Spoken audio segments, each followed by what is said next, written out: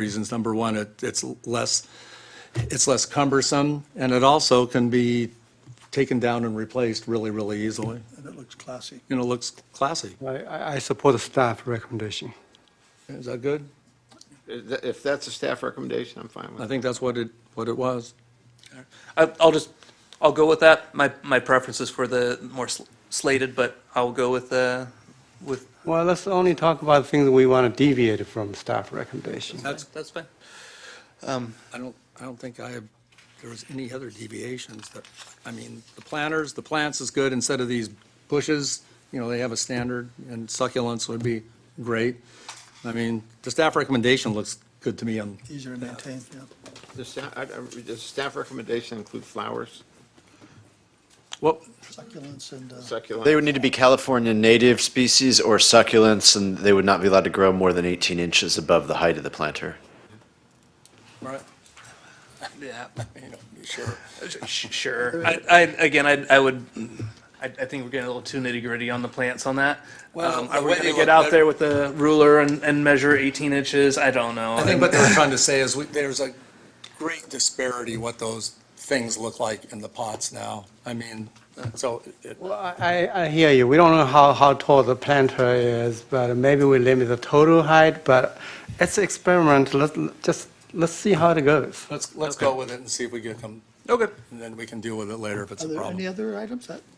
That pretty much wraps it up, doesn't it? Is that pretty much the staff? Did we get clarity on the heaters? I heard no cap on the umbrellas. We're recommending a cap of 2 heaters, but if you want to waive that one. Well, heater is only 5 feet tall. It's much lower than the umbrella, so I don't. Are table heaters allowed? Yes, as long as they're not over 5 feet.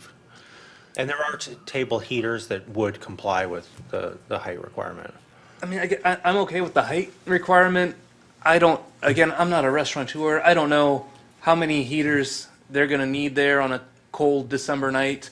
I would rather leave that amount up to them. And aren't heaters usually, I know the 5 feet, aren't heaters usually taller? You're talking about those mushroom type. Well, some- This is a low profile. Oh, I think okay. a heater will help keeping people outdoors for a longer time.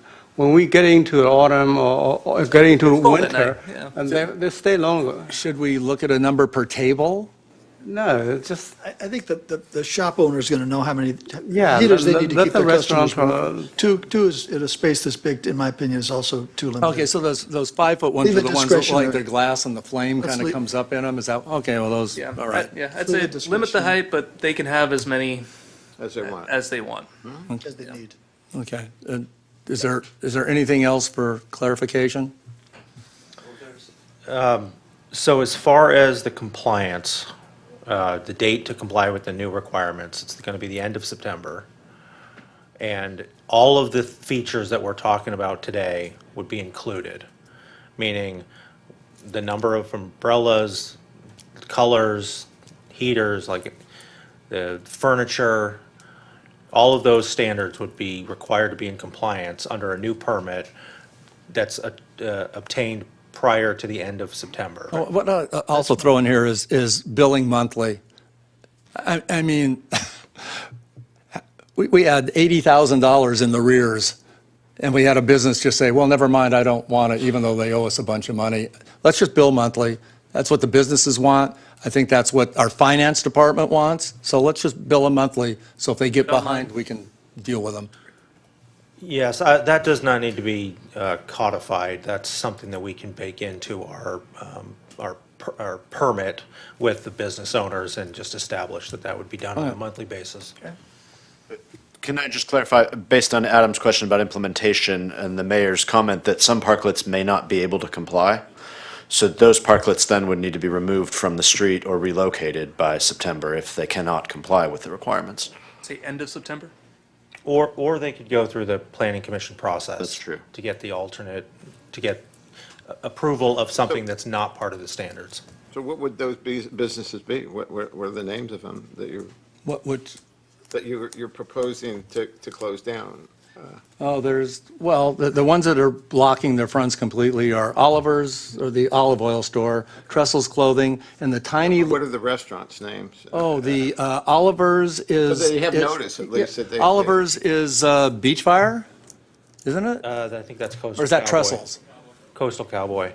And then Which one is blocked by Fire. Trestles? No, it's Avila's that blocks beach fire, or that blocks trestles. Trestles, okay. And then it's the new taco place that blocks the little tiny shoe store there, and Yes. also blocks the arcade that is a, That's supposed- Taqueria Luna. They might be able to be accommodated by moving sideways a bit, but yeah, they would have to rebuild their deck, those three businesses. well, they're going to put, the shoe store guy's going out, so it doesn't make much difference, I guess. Yeah, and there might be some modifications that they can make with a planning commission approval to modify, to establish their parklets with slightly different designs than what's in the proposed standards. So let me go back to Avila's, and one of the reasons, Avila's has a lot of space around their restaurant. They're a big place. So in that case, I mean, we're actually taking the space that we say he has to be in by creating a trolley stop there. So will we then say we will give you that space where the trolley stop is, and because the front of his store, we put a trolley stop there, and so that's why he's not in front of his store. He's moved over a little bit. So are we going to allow him to? Are we going to modify that, or is it something we need to address? Well, I guess they can go into planning and say, is it okay if we block this business? And maybe planning will say, yeah, go ahead and block that business, it's okay. And if they say no, then they can use their back patio more. Yeah, or the side of the building. They Sure. Put the parklet on the, was it Victoria there? Ola Vista. Ola Ola Vista. Vista, sorry, Ola Vista. is Ola Vista permissible space too? Yeah. Yeah, so they could do that. Yeah. So we have consensus on where we're headed, or we need? Anything else needs clarification? Did you want to say something, Andy? Well, just one real quick thing, it's ancillary. Well, first thing is, if my wife's involved, we need 4 heaters at each table. But one of the things that did come up in some of our conversations, and I just wanted the city council and the public to know, we are also going to explore trying to expand the number of parking stalls on Del Mar. We have some parallel parking that might be able to be transformed into the angled parking, be able to pick up a few parking spaces and whatnot. So I know that came up in, most of you made that suggestion, so I wanted the public to know that we'll be looking to try to increase the number of parking stalls on Del Mar as well. So. Okay, so we make a motion and we'll go ahead and vote by screen on this. So we need to read the ordinance, but I'll make a motion that we introduce this ordinance with the modifications, with the direction that's been given. Is that sufficient I second. with the modifications? Okay. And do we, Madam Clerk, do you want to read the ordinance for us, Read the please? title, sure. Ordinance number 1804, entitled an ordinance of the City Council of the City of San Clemente, California, amending section 17.28.206 of the San Clemente Municipal Code, regulating temporary parklet dining, which establishes standards for outdoor dining areas and sunsets on January 1st, 2029, and finding this action exempt from the California Environmental Quality Act, CEQA, pursuant to CEQA guidelines sections 15311 and 15321. That's my motion with the consensus items that we've discussed and agreed upon. And we've had a second, who seconded it? Zen. Zen, okay. And I love the parklets, I'll continue to eat at them, but I also love small businesses.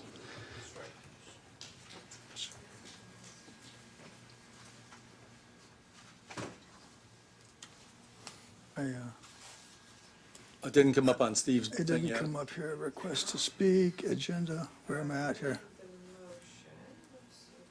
Go back. Go back. Trying. I'm a yes vote on that, by the way, if that's, For the record, that carries 4-1 with Mayor Pro Tem Noblock as a yes, that's not recording, and Mayor Leffler as a no vote. Perfect, okay. You want to take a 5-minute break before the next item, is that okay? Yep. All right. Was there an abstention? No, I couldn't get my machine to work, so I said yes. We recorded it as yes, but it didn't show up on the screen. Great job. A lot of peeping.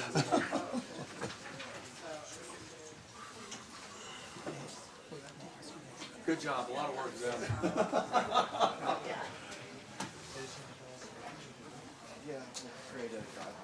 Good job. It'll have a picture and bullets. Good job, really good job. Maximum number of seats, it's not changing. How you doing, Doug? Good to see ya. That's what you're supposed to be at now, 24.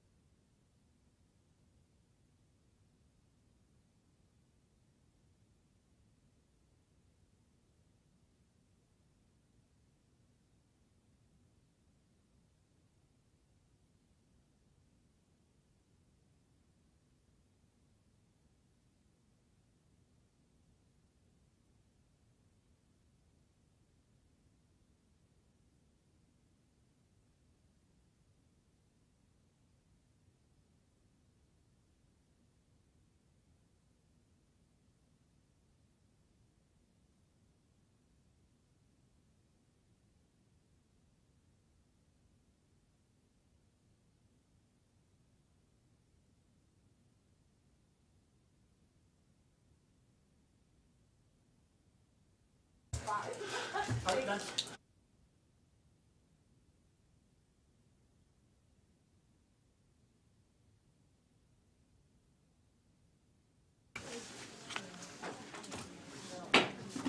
right, we're going back into session.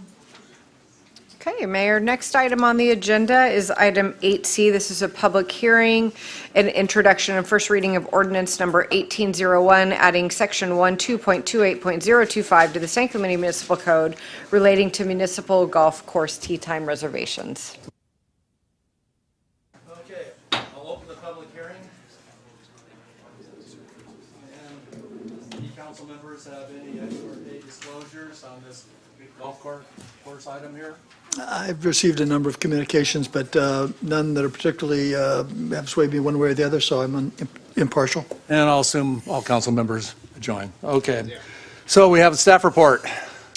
I believe, Council, good evening. I'm Samantha Wiley, Beaches Parks and Recreation Director. I believe you've all been briefed on the item, and I think the contents of the staff report summarize our goal here. I'm happy to answer questions if there are any. Are there any questions of staff? Do we have any public comments? We do not. Do we have a motion? I'd move that. Well, wait, I'm going to close the public hearing. I'd move item. I'll second. We have a motion by former Mayor, Councilmember Cabral, and the second by former Mayor Pro Tem, Councilmember Enmeyer. All in favor? Aye. Motion passes 5-0. Next item on the agenda is a public hearing on weed abatement 2026, order to abate nuisances by having weeds, rubbish, and refuse removed from vacant and unoccupied developed properties and finding the project categorically exempt from the California Environmental Quality Act. Okay, I'm going to open the public hearing. Do we have any public comments? We do not. Do we have any questions of staff? I'm going to close the public hearing. Do you have a moved by Councilmember Cabral. Do I have a second? Second by Councilmember Enmeyer. All in favor? Aye. Thank you, Adam. That was that's your best report so far, really.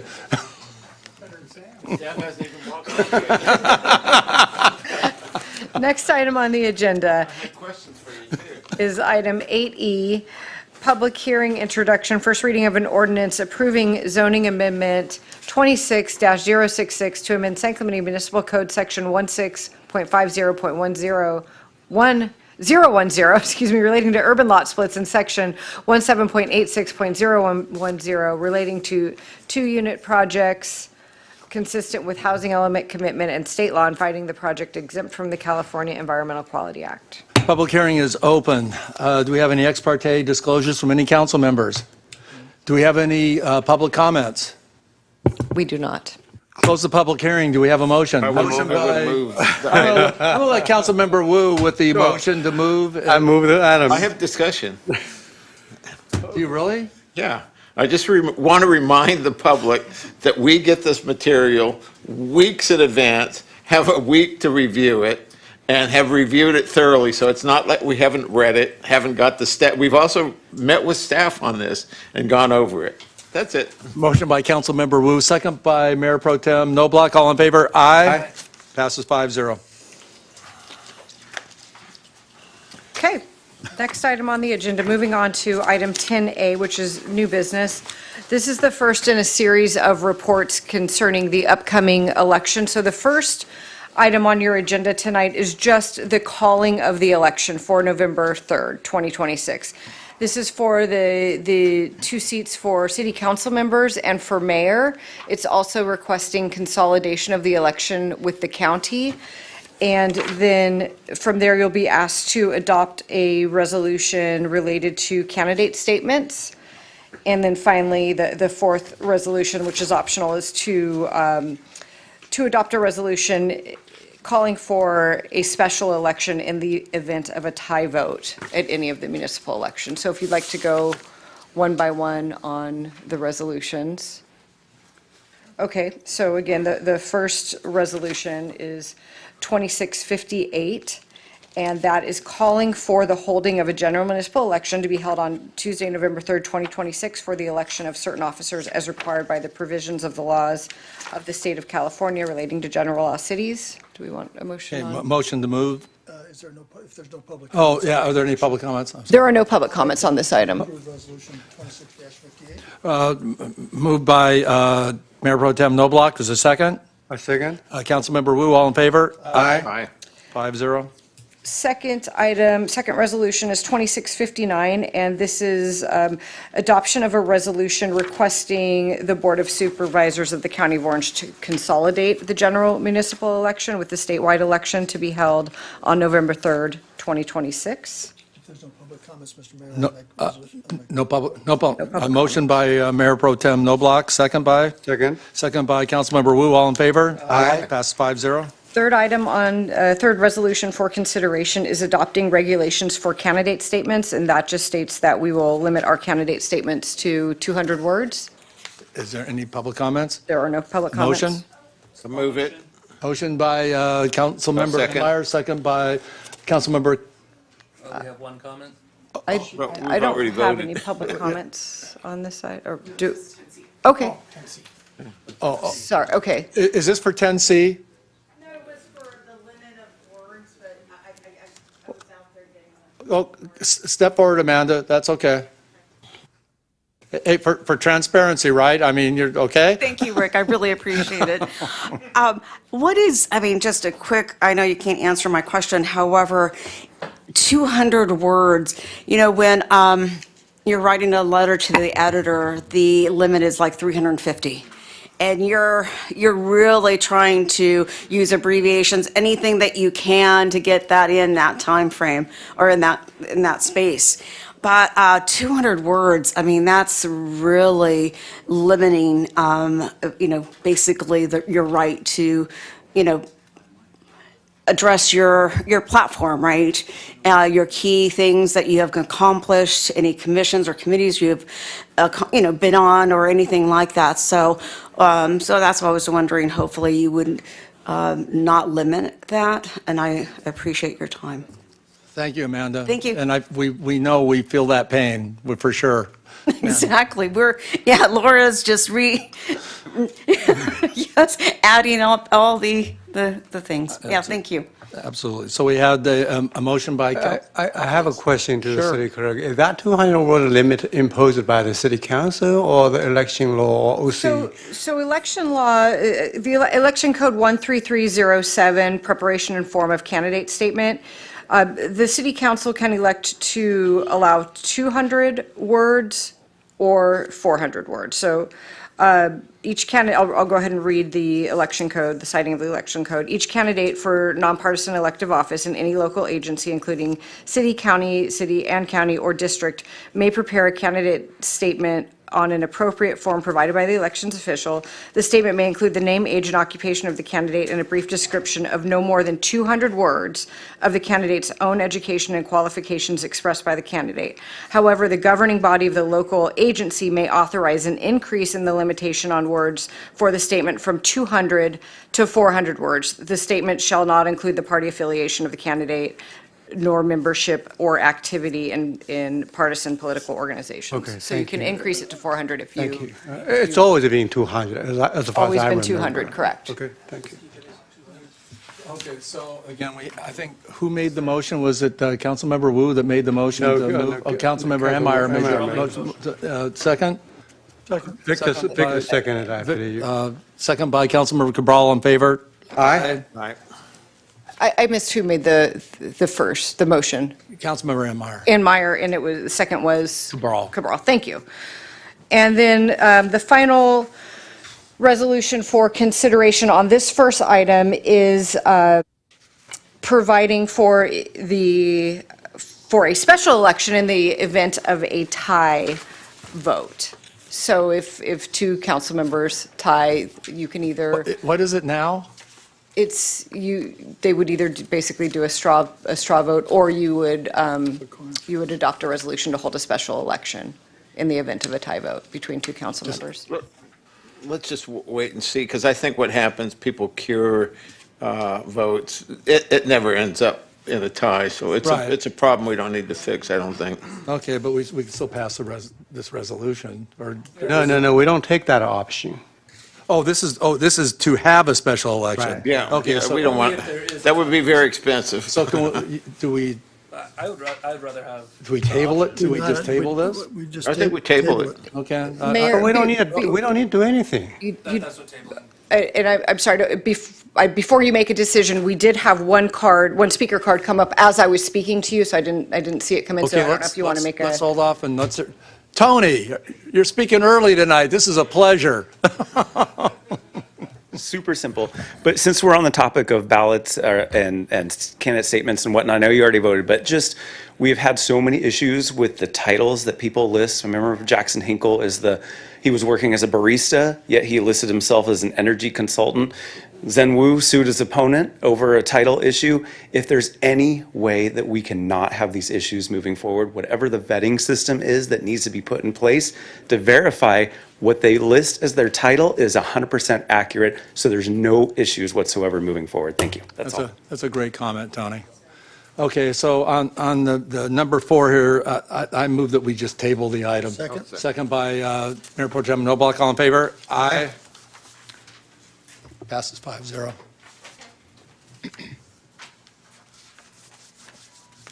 Sorry, just getting my next report together here real quick. Next one's a little bit more complicated, so we'll go ahead and put a PowerPoint up, and we will move forward. Thank you, Megan. So next item on the agenda is consideration of placing a measure on the November 3rd, 2026 ballot to establish term limits for mayor and related actions to that. So in November 2024, the city council began transitioning to by-district elections, with council members from districts 3 and 4 being voted on in 2024, and districts 1 and 2, as well as the at-large elected mayor being on the November 2026 ballot. The city council adopted ordinance number 1762 and added a section to the municipal code to address mayoral terms. That section provides in part that the mayor shall be elected at large by the people of San Clemente and shall serve a term of 2 years with a lifetime term of 3 full terms without the ability to run for mayor again after completing the full terms. In November 2020, a measure was placed on the ballot allowing the electorate to decide whether or not city council members would be subject to term limits. A majority of voters at that time favored city council term limits, and the city council is now limited to serving 2 consecutive 4-year terms with the ability to serve again as a member of the city council after being off the city council for 2 years. Pursuant to Government Code 36502B, the term limits are not operative. The term limits on mayor are not operative until submitted to the electors at a regularly scheduled election, and the majority vote cast on the question favor the adoption of term limits. So that's where we are tonight, is asking the question of, do we place a measure on the ballot for mayor term limits? Before you tonight are some options. The city council may choose to place mayor term limits on the ballot in November 2026. The city council could choose to add a ballot measure to a future election in November 28, 2030, enacting mayor term limits at that time. Or the city council could also determine that the term limits should remain inoperative. If the council places term limits on the ballot, the city council should decide whether to authorize the city council members to submit arguments on the measure, or whether it wants to authorize a process permitting a community submittal of arguments on the measure. As it's written now in your staff report tonight, the question, the city attorney prepared a question for the ballot that says, shall the office of mayor of the city of San Clemente be subject to a lifetime term limit of 3 full 2-year terms, excuse me. So maybe we stop there and the council can deliberate on whether or not that's the question that you want to use for the ballot, if you want to discuss other options for a ballot measure. Do we have any public comments? We do have one public comment. Is there the public comment? Amanda Quintanilla?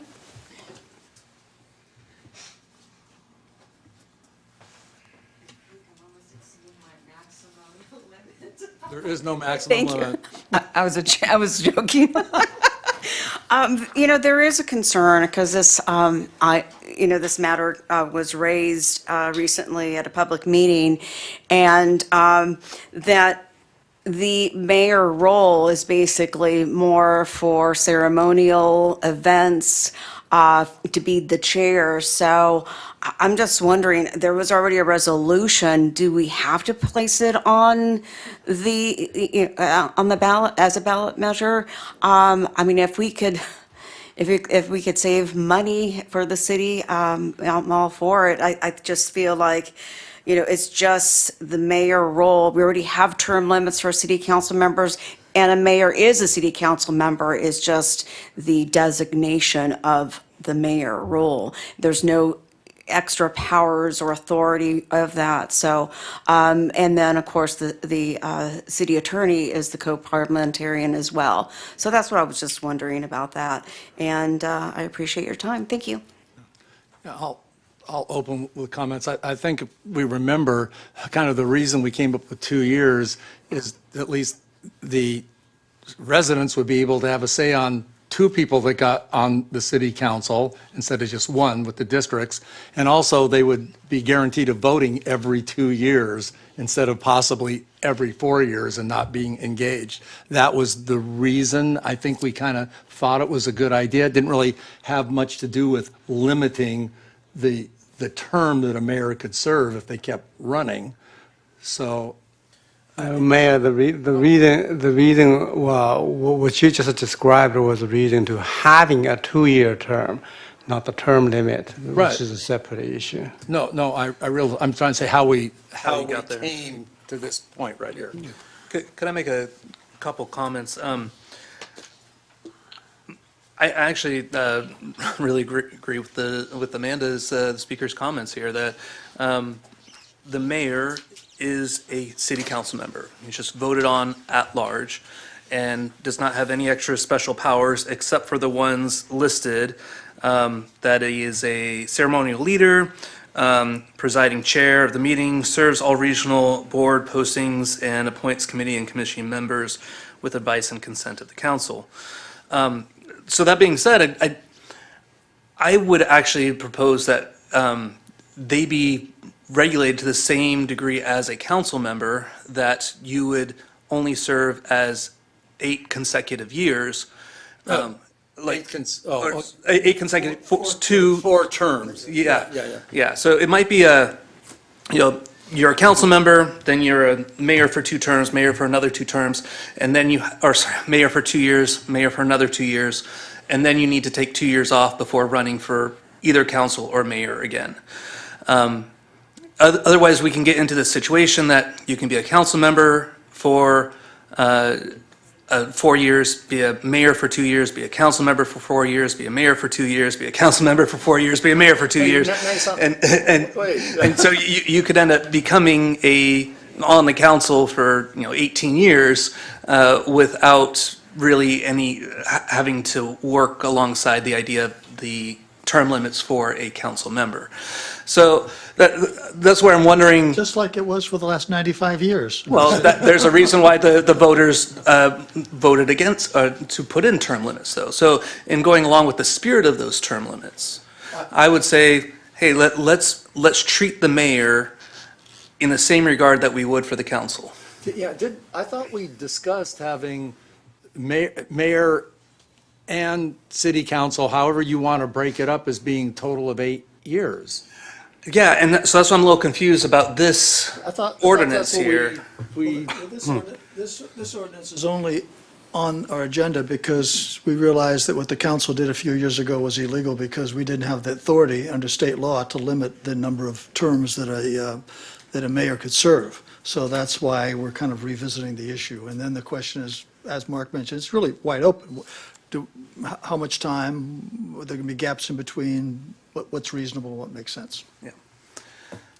So I'm wondering how this would go about in terms of the election this fall, in terms of this particular question, and whether the council itself is interested in putting combining the idea of a council member with the amount of years, limiting them to 2 or 8 full I years. think where we came into trouble is we made it 3 terms or 6 years, which is a term limit that's not what the voters voted for. Voted for, yeah. So we could still have the election for mayor every 2 years. We just can't limit them. They could be 8 years of mayor. We can decide that now, I guess. Yeah.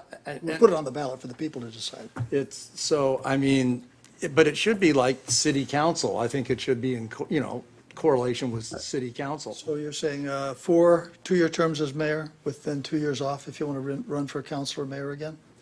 Yeah, I think that's the cleanest. Yeah. So, I don't love it, but I think it's the It's cleanest. the clean, and again, So it it's extends what we have by adding 2 years without the lifetime term limit. well, what I believe is that, hold on. Well, I was just going to say, there are so many different alternatives here. So you could probably be a council member for a first term, and then get elected to a second term, but run from a safe seat. So you've served for 6 years, so does your 8 end after your first term as mayor? There's any number of variations you could put together, and that's why I this think became the confusing. residents said they didn't want somebody serving on the city council for more than 8 years. Yeah. So that's the combo we've got to Yeah. come to. How do we get that's to a that spread. combo of no more than No, we're 8 years total. 8 consecutive No years. matter whether it's mayor or city council. Yeah. Because that's what the voters voted. I believe that's a spread, that no one serves more than 8 years consecutively. So my proposal is that we can solve this issue by clarifying that the mayor term is counted towards that 8 years total term limit. So, but it has to be full term, right? So if it's a partial term, Yeah. doesn't count. So, for example, some of the council members by the end of this year will have served for 4 years. You can have another 4 years, either as another term of a council member, or you can serve as a mayor. That will add 2 more years to your total limit. So by the end of your mayor term, you'd be at 60 years. I think that will do. The only question is, at your end of 6 years, are you allowed to run for another 4-year term, and then you have to step down in 2 years, or you're not allowed to run at all? That's the question. That's the Or you're allowed to run for a 2-year term for the mayor only? mayor, yeah. Yeah, and run for them. So that's the only question we need to I think that's the answer. spirit of what the voters voted for. They didn't want, anybody on city council, whether you're the sitting mayor, the rotating mayor, or whatever, or whoever you are, for more than 8 years. Since the mayor has no more power under the elected mayor, I think that still falls under the spirit of what they voted for. And I think if we can come to it, we don't have to put this on the ballot if we can come to something that's, we're not limiting the term, we're just limiting the overall time you can be on city council. Well, we need a ballot because the current ordinance said, well, last time the people voted it's limited to 8 years, but it's 2 consecutive 4 years term. So 2 years term won't trigger that. Okay. Mayor serves for 2 years, it's not going to trigger that 8 years limit. Correct. Yeah, So so we- hypothetically, yes, someone could be council, be mayor, be off for 2 years, and then run for either council or mayor again after that 2-year break. Yes. Well, they can serve on council for 80 years and then be mayor. AI this and figure a way out of this. Yes. No, we were just talking, the real interesting thing would be here is if you figured it out, put it on the ballot, and it didn't pass. Then we don't know then we really didn't know what to do. Wow. Is this, If it didn't pass, then you'd have unlimited number. Well, the last time people passed it with a 70% of vote, the people don't want us to serve on the council forever. So, Madam Clerk and Madam Attorney, don't get Laura involved in this. well, she's gonna help, because she's putting this on to a ballot. Is there a way to do this without a ballot measure? Is this something that the city council can decide as a future agenda item, and the staff can bring something back? Or is this something that needs to be voted on by the people? And if so, can we Regardless. create a ballot measure that encapsulates what we are trying to say here? So I think what we can do is we can take back to legal counsel and they can look into this. That off the cuff to answer probably wouldn't be the best way to answer your question. But we could probably make it clear in our ordinances that the mayor is a member of the city council and for term limits would be considered a member of the council and subject to the same term limits as council members. We can see whether or not that could happen without a ballot, Simple. putting it on the ballot. We could see if that's possible. Okay, so we need to continue this to get the staff report, basically. Do you know how long that? Probably should bring you some more information on this for sure. 4 months, yeah. Bring it back. Yeah, why not? Our second meeting in October. End of September, whatever you guys are talking about tonight. Do you have an idea of how much time you might need? It won't take very long.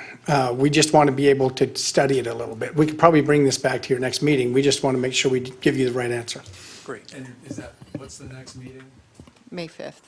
Okay. That's Cinco de Mayo. Cinco de Mayo, that's right. So Victor, you want to make the motion? I will defer to whatever the group wants.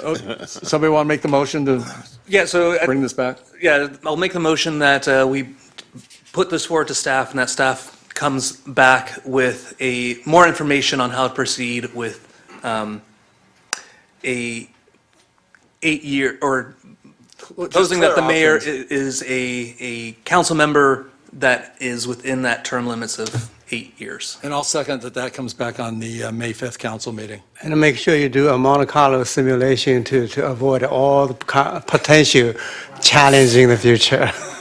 Okay, so we got a motion by Councilmember Remeyer. I made the second. All in favor? Aye.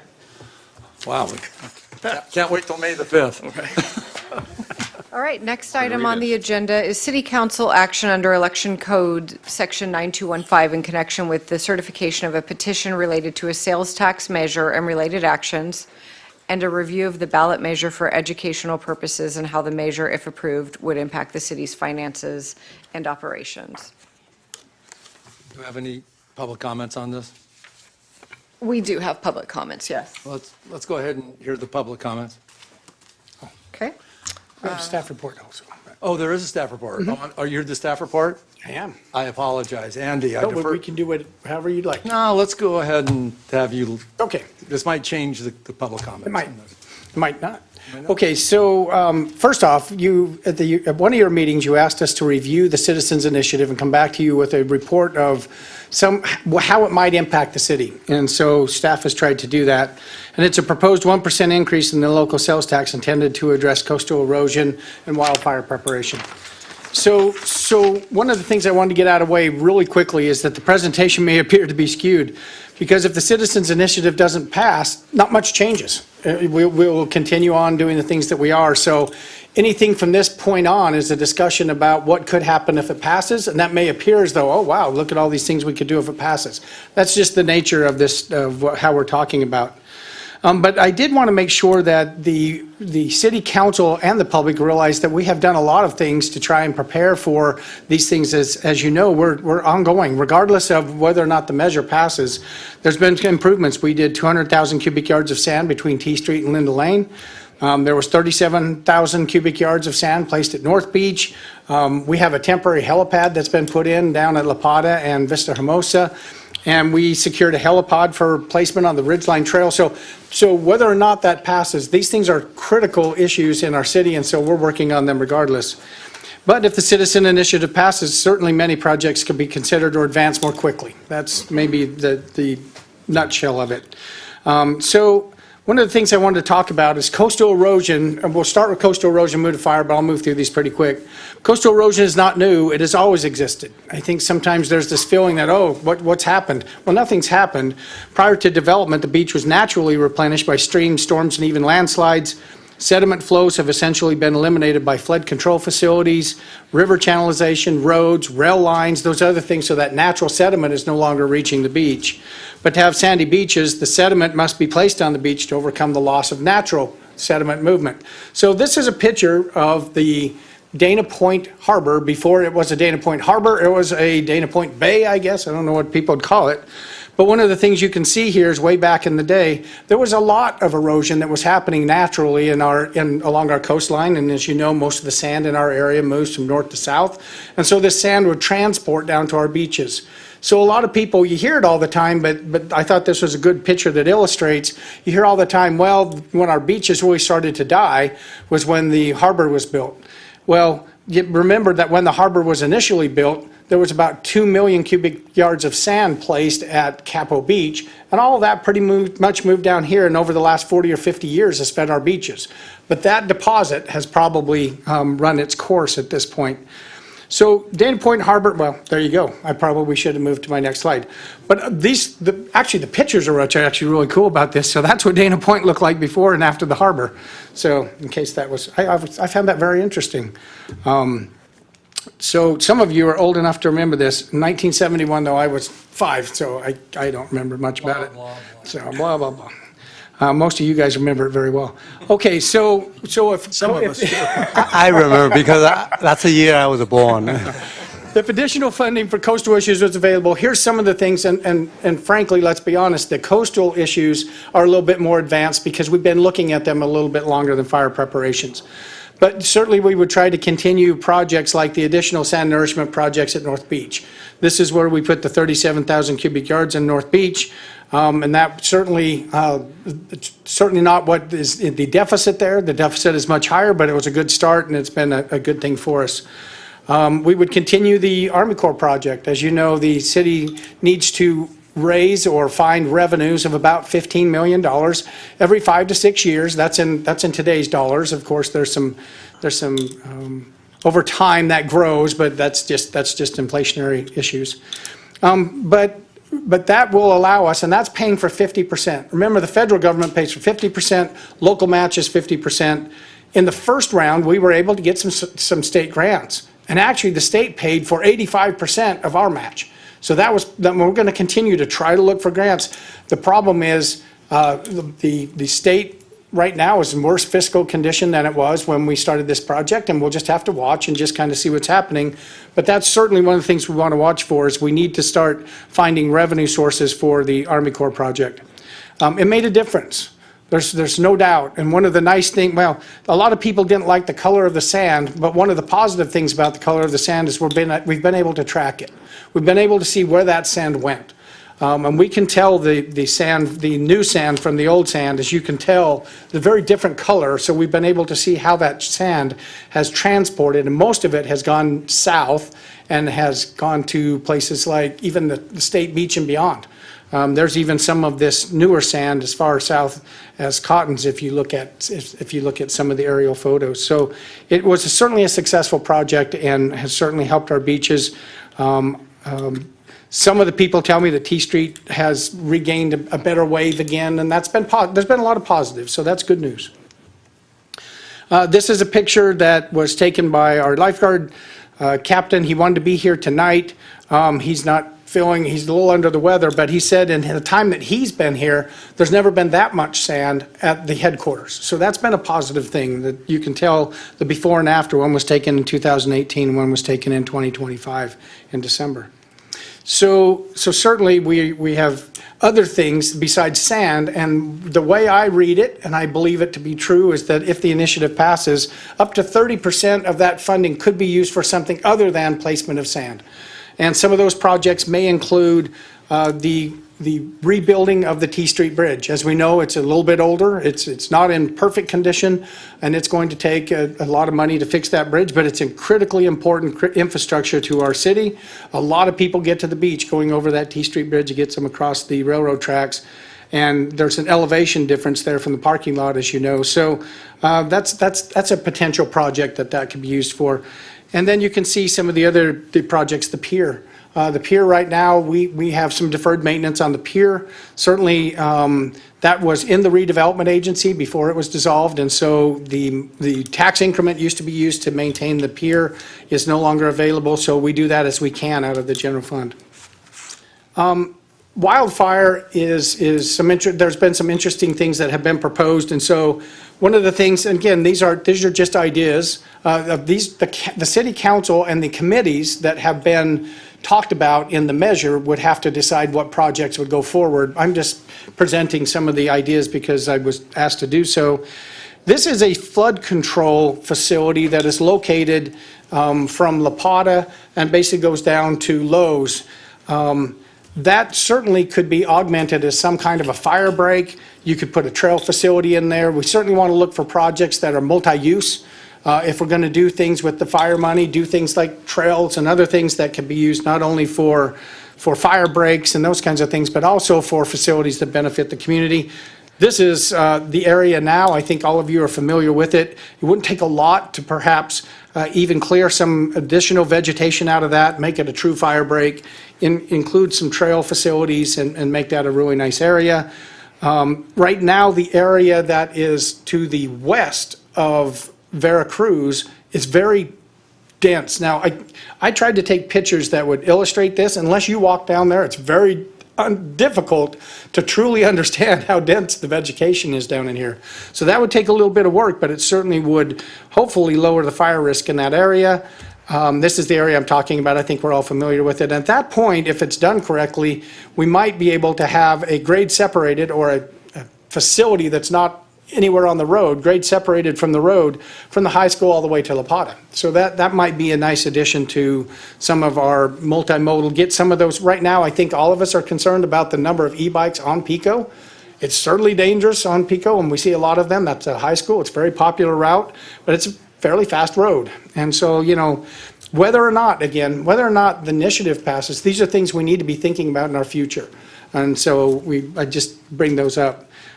Here is, by the way, the 10-cent version of what that might look like. You clear out some of that vegetation. I know I changed the whole slope of the mountain. I wouldn't do that, but it's just an idea here.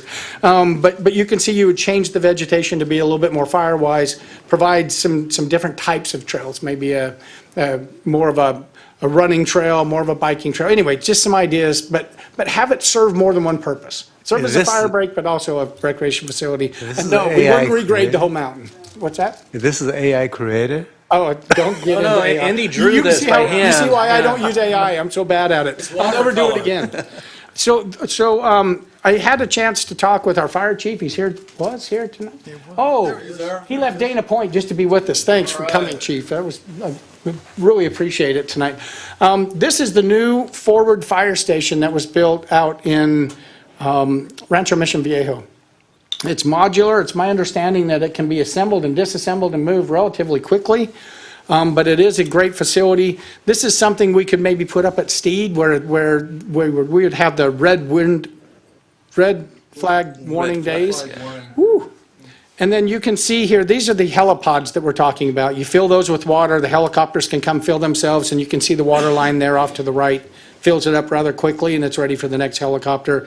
Could put in a helipad. So I asked the chief, if we had a station like this, say at Steed Park or someplace, would OCFA be willing to provide personnel at this station during those high wind warnings and that kind of stuff? And he said, absolutely, we could commit to that. And that's an idea that could be used.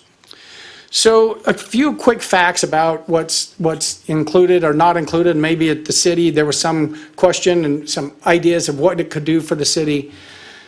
So a 1% transaction and use tax would increase the local sales tax from 7.75 to 8.75. The sales tax would be applied to all taxable items. And so some items aren't taxable. Groceries aren't taxable, medicine isn't taxable, but it would be applied to all other taxable items. It would generate about $15 million per year, and that's a 17% increase in the general fund, roughly. We have about a $90 million general fund. And it would be a general fund revenue. So it wouldn't help the enterprise funds or the special funds of the city. So there were some other questions about, well, what are other cities doing? And so I looked at some of the other cities in the county after a real quick review. Right now, there are 11 cities that have an increased sales tax. Some cities have higher transit occupancy tax. We have 10. Anaheim has 15, Buena Park, you can see that, I'm not going to read it to you, but some cities choose, we need some additional revenue, but we'll get it through our TOT. That's a little bit more challenging in a city like like us, where we don't have a lot of hotel rooms, but certainly Anaheim at 15%, they're taking advantage of some little place that opened in 1955. So some cities enact CFDs. We don't have any CFDs right now in the community. There are some that have utility user taxes. For example, Irvine has a 1.5% tax on interstate phone calls and then all electric and gas on their commercial. And Yorba Linda has a 4% utility user tax on all electric, gas, water, and cable TV. But right now, we try to operate at revenue minimums. We don't have any special taxes, but we have in the past. I want to be fair.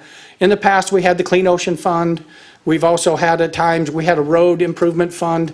So we have in the past. I'm just saying at the current time, right now, we don't have any extra special taxes. We have the 1% Bradley Burns tax. We get 1% of the sales tax. We get 15.4% of our property tax, and we charge a 10% TOT. And then I talked about those that have expired. So to be fair, I just want to make sure that you realize we have had special taxes, but we just don't right now.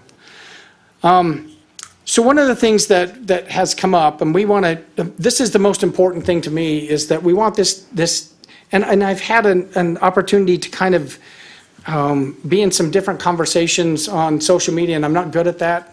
I don't do it very often, but I've tried to reach out and try to learn and what people are thinking. And one of the things that comes up is this is a very confusing issue, I think, even to us. And so the statute allows the city council to direct staff to report back to them within 30 days on any matter having to do with the tax initiative. One of the things that's been confusing is who qualifies to write an argument in favor or against the measure, and who qualifies to write a rebuttal for that, if any. Now, the plain language of the election code reads as you see here. And by the way, I hate putting text up here and reading it, but I don't know how else to do it on this issue. For measures placed on the ballot by petition, that's what this one is. This is by petition. It wasn't done by the legislative body. So, for measures placed on the ballot by petition, the persons filing initiative petition pursuant to this article may file a written argument in favor of the ordinance. And the legislative body may submit an argument against the ordinance, period. That's the end of that, that's that entire section, it ends. Goes to the next section and it reads, for measures placed on the ballot by the legislative body or a member or members of the legislative body authorized by that body, or an individual voter who is eligible to vote on the measure, or bona fide association of citizens, or a combination of voters and associations may write written argument for or against any city measure. So there are two different sections, but some of the case law is not that clear. I think the plain language is clear, some of the case law is not. I'm asking because we want to be absolutely clear about who can or cannot write an argument for or against, and who can rebut that. We want to make that as transparent as possible. So I'm asking for a little bit more time to study if that is possible. We would love to take a little bit of time and come back to you with, by the way, there's a whole list of them. You saw them in your staff report, but the last one says any matters associated with the initiative. So not, you may have other questions, but this is one that staff is asking, can we come back to you with a little bit more information, because we do not want to give out any wrong information about who can or cannot participate in those arguments and rebuttals. I think. Thank you, Andy. And public comments? Yes, we do have public comments. Lois McNichol, followed by Mike Kay, followed by Cameron Cosgrove.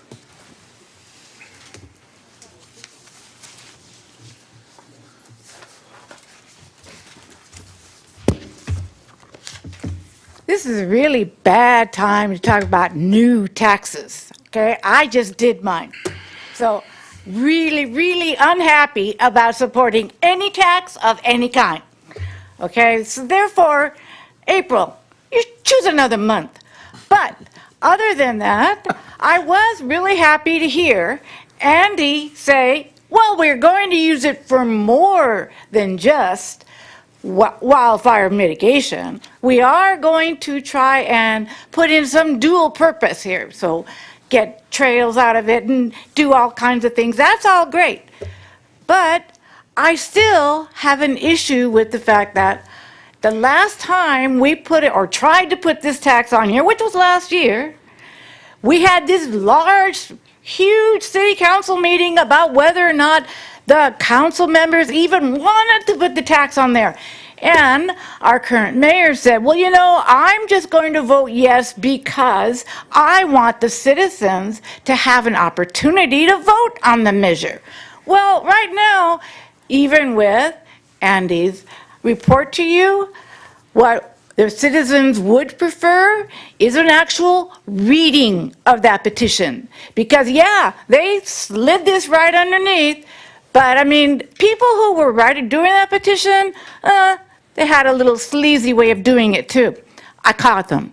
But really and truthfully, we would appreciate, I'm going to read it anyway, but it should be read out loud to, if you guys are really happy about reading things out loud, let's read it out loud. Let everybody hear what this 1% tax really means.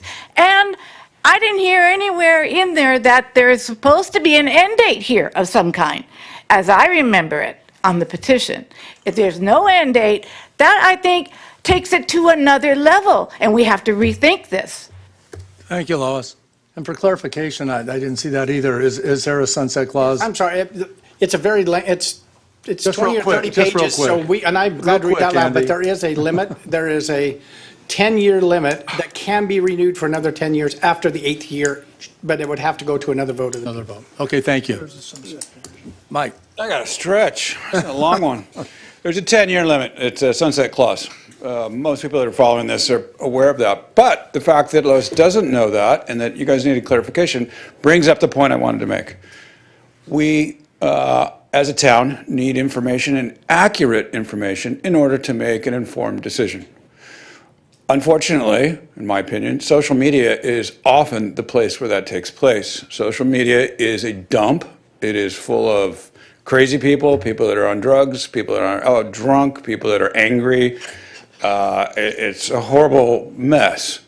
And unfortunately, the behavior of obscure areas of Reddit have gone into mainstream social media pages when discussion is no longer civil. I don't know if it ever was, but I can't handle it. I go on there, I see my name dragged, I see lies about the goats, I see crazy talk go on over and over and over. I can't deal with it. I tried interfacing once or twice. It's upsetting to me. It's troubling to me. I'm not a social media guy. I don't know how to perform in that area. But this is a crucial decision that our town must make, a fundamental one that will fundamentally change our town one way or another. And people need to be informed. They can't be informed by crazy people spewing complete and utter horse manure on such a vital subject.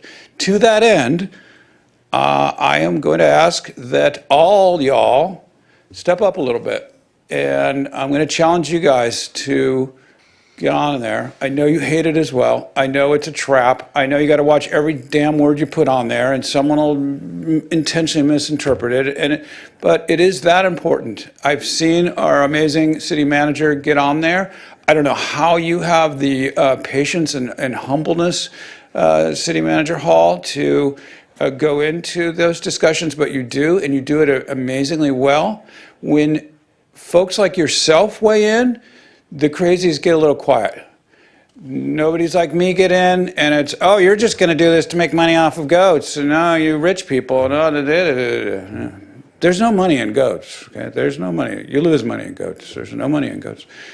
On a serious note, though, please consider stepping up as best you can, educating folks best you can on the subjects at hand. You don't have to lobby one way or the other. Just be factual about the perceived outcome of what this could be. The negative is that it's a tax, and you'd have to spend more money. We know that. But the disingenuous aspect of it needs to be confronted if we're going to have informed citizenry. Thank you, Mike. Thank you. Well said. Cameron Cosgrove? Well, hi. The initiative's been on the city website for months. There you go. It's been on the initiative website for months. You Google it and you can get it. Okay, what I want to do is basically thank the 7,000 residents that signed that petition, because many of them signed it with a smile and a shared desire to protect our town. And I want to thank the many, many volunteers that showed up week, after work, on weekends. They didn't do it for recognition, they just did it because they believe this community is worth their time and worth their energy and worth their effort. It's just worth it. But I want to share with you the experience that I had spending the last 6 months out in the community talking to thousands of people. I heard concerns, and I heard about how much our residents care about the future of our town. This did not feel like I was explaining something new to people. This was something that resonated with people. It gave a voice to what people were already thinking. It just offered a practical way forward. And seeing people respond in a way that really just reflected what they already cared about. We stood in the same place week after week. We had thousands of conversations with residents. And those conversations turned into something very consistent, which is a shared set of community values. I heard loud and clear that residents want to feel safe in their home. They want their neighborhood to be protected. They want to know that their kids are safe in their schools. Many people spoke very plainly about the wildfire risk that they live with every day, losing their insurance, paying double, triple, way more for their insurance, and just wanting to see stronger, more coordinated effort to protect our community. Residents told us that they want open spaces to be accessible and to be protected from natural hazards and not just be a looming fire hazard waiting to happen. So, yes, there were people that did not agree, but you know what I took away from all of this is that people wanted to be engaged. They wanted to understand, they wanted to be heard, and they want to shape what comes next. And I think that too often we're just separated, and now we have a dialogue where we're all coming together for a common purpose, and I think that's one of the best things that came out of this. Thank you, Ken. Do you have any other public comments? Yes, Amanda Quintanilla, followed by Tony Rubolino. I have a quick PowerPoint, and out of those 7,162 people who signed it, 1,619 were invalid, and some were, 274 were duplicates. Next slide, please. The current sand shortfall estimates indicates that we need approximately 5 to 7 million cubic yards, in the local littoral cell. And I'm wondering, I question how they came about, because I know on social media, Andy Hall mentioned 4 to 5 million. However, at the South Orange County Beach Coalition meeting of January, it was Dr. Brett Sanders that mentioned his research that using Transact and USGS mapping, it was figured that it was that he measured how much sand width that we had. So I think that needs to come to light. He said that 1.5 million cubic yards of sand was placed when the harbor went in at Doheny. And that's applied our beaches for decades. So that's a big thing, a big difference between 4 to 5 million cubic yards of sand. Also, at the South Orange County Beach Coalition, the scoop permits at the county level are in the works, and that can be giving supply of sand to all private beaches, or any beach in Orange County, even to private beaches. And I wanted to give a big thank you to the OCTA for committing to 660,000 cubic yards of sand, and even at Cypress Shores and Linda Lane. So that should have been in that staff report, because that's something that should have been mentioned. As far as, next slide please, as far as our trails, and fire safety of fire roads and all that, we can use Measure M2 funds. And so that's big. And so I just don't understand why we have to use some other funds. Let's see, next slide, please. Okay, street funding, I think it says that approved fee for $3 million per year implemented to improve condition of the roads in San Clemente. But how much is that coming from Measure M2 funds? So that's something that should be divulged. Next slide, please. I think that's it. Let's see, and I just want to reiterate that the Measure M2 funds is a tax. Let's see, it is a 30-year half-cent sales tax approved in 2006. It was extended, and it's supposed to be extending until 2041.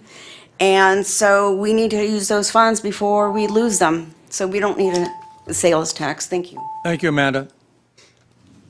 Tony's up. Tony Rivellino, yes.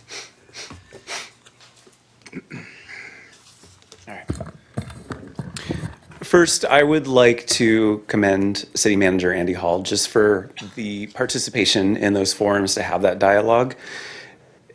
Andy's a big boy. He knows there's going to be, you take the slings and the arrows. And so I would never have expected any previous city manager or interim manager to even come close to something like that.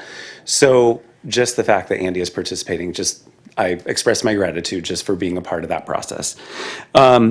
There was a speaker previously that said that as part of the collection of signatures that it was, the term used was people caring about our town, and that this was the only practical way forward. Now, to me, I hear, in my opinion, if I am against this tax, that I don't care about this town and that I embrace an impractical way forward. To me, that is just pure gaslighting. And that's what the problem is with a lot of this, is that you're lighting people up and then you're just saying, well, if you're against it, then this is where you stand on the aisle. And it's just ridiculous. And this is like the salesman, it's almost like making you feel belittled because you're not embracing the tax and the arguments pro-tax. Now, understand also that a lot of us who have been involved in city governance and holding our electeds accountable for years and years and years, we have seen, I mean, Mark was advocating for the installation of porta potties throughout the city for the homeless. We have seen councils throw money at FAM relentlessly, even though we would give them very concrete examples, visual, video, everything, why they shouldn't be supported. We saw the council hold a meeting the week of Thanksgiving to give the CM at the time a golden parachute, and we had to corral people in to work against that and shut that down. So you're here and you're making these decisions, but understand where a lot of us are coming from. We still feel the burn of a lot of these issues. It's not that we don't trust you in particular, it's that we don't trust what has led up to this process. And there's a lot of us who just have a lot of reservation about how this money is going to be utilized. So understandably, I'm not for adding to that fund by generating more taxes in that process. And I love Andy's idea. If there's a way that we can say, yes, have the initiative placed on the ballot with an argument for and an argument against and rebuttals to that, I think that would be in the interest of transparency and open communication on that matter. Let that process flow forward. And I'm going to be voting no. Let the chips fall where they lie, and it's up to the voters at that point. Thank you. Thank you, Tony. Okay, no more public comments. I'll open it up for discussion. We've had the staff report say he needed some time to bring back a more clear choice or options. So Andy, is that your suggestion that we continue this to the next meeting? Yes, sir. I think the language is fairly clear, but I don't think the case law is as clear. So what I'd like to do is have our our legal counsel do a little bit more research and make sure that again, case law is reflected in your decision, not just, I wouldn't want to mislead the public or the council if case law is different than what we're reading in the plain language, and sometimes it is. So we just wanted, I just need a little bit more time. I'm requesting a little bit more time to bring you a more accurate answer. Okay, well, you had a month, but if you need more time, this is critically important because when I first saw it, I was startled. This is something is not right, but maybe it's state law, maybe it's not, maybe it's not, maybe the statute is different from case law, I don't know. So yeah, please go ahead and make sure that we can vote Critical. based on good information. If I could just address some of the speakers, I think it was great to hear people saying we want to have respectful conversation around this item, any number of items, and how we talk to each other online about this issue and any number of other political issues. Let's keep in mind to be respectful, that, you know, I think a little bit humorous that one speaker accused us of gaslighting, then right after that went and gaslit. So let's just make sure that how we talk to one another, how we approach one another is done respectfully on all social media forums. In our conversations, I think our town, and as leaders, we can represent that. I'll make a motion that we continue this item to May 5th for a report that clarifies the questions that we have on our options. Second? Second by Mayor. I'm sorry. You Can I asked make a for more request? time and now you're arguing. Well, we have up to 35 days. Right now, we have a legal counsel who is not here tonight. I don't Andy, know her what- schedule. and- what date would May you like? 19th. I make a motion that we continue this item to the May 19th Thank you. meeting. So let Second me- by Mayor Pro Tem Let me Noblock. ask you this, so we still meet all the legally required deadlines if we were to The statute review it? provides for this 30-day period for you to request a report. But we're not requesting a report, are we? Yes, I've made the motion and it's been seconded by Mayor Pro Tem Noblock. I call the question. All in favor? Aye. Opposed? Aye. Aye, But- 5-0. well, my question was, are we continuing it or we're ordering a report? No, there's conflicting information about what's required as far as rebuttals and answers. And it looks like case law and what the statute is, what you showed us, Right, is right. in conflict. We'd like him to come back with a clear and concise, here's what we believe Of course. from our city attorney is the correct way to go. So we want to be fair and transparent, give everybody a chance to speak their minds. and this will be I totally agree with that. I'm asking, we just continue this item to the next, to May 19th. The statutory process is that you're ordering a report. So, and that's the report I'll bring back. Oh, okay, so, okay. Yeah, and then we'll have the information we need, we can get this out of the way. Okay, I think you did vote yes, so didn't you? Yeah, Ted? yes, of Okay, course, passed of 5-0. Okay, next item on the agenda, moving right along, scheduling of meetings to interview and appoint individuals to serve on various city commissions and committees. So this is just a formality, Mayor and City Council, to bring forward to you that we have 23 vacancies coming up on our city commissions and committees, effective July 1st. We will need to appoint new commission and committee members prior to that, so I'd like to set an interview date or two, depending on city council's preference, for sometime in June to interview candidates and make those appointments. What's our council meetings in June? Our council meetings are June 2nd and June 16th. Okay, as we've done in the past, would you guys like to maybe come in early on one of those days? If you want to look at your calendars, and There are lots of people. there are lots of people. I mean, it looks like maybe a 2 o'clock.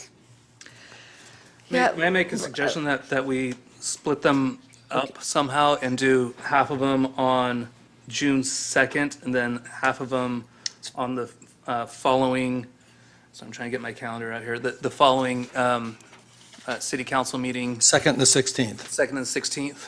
Everybody check their calendar and see what's, I gave her my dates and she never asked about June dates, so I don't have my calendar. We talked about. Okay. Yeah, so I think those 2 days you said worked. Okay. Those were their council meetings, so All right, you're okay. in town. The other options you suggested were June 4th and June 11th. Those are, Those are off council Correct. days. Yeah. It's Second, the 16th worked for me. second, 16 works for me. Yeah, June 4th is yeah, 2nd and Reservation Day. 16, let's do Okay, that. you know, okay, so we're doing the 2nd and the 16th. Now we got to decide what time we're going to come in on those days. The council meeting started at 5:30, 2, 3. Well, God, it's looking like around 2 or 2:30, I think, is the only way to get through that many.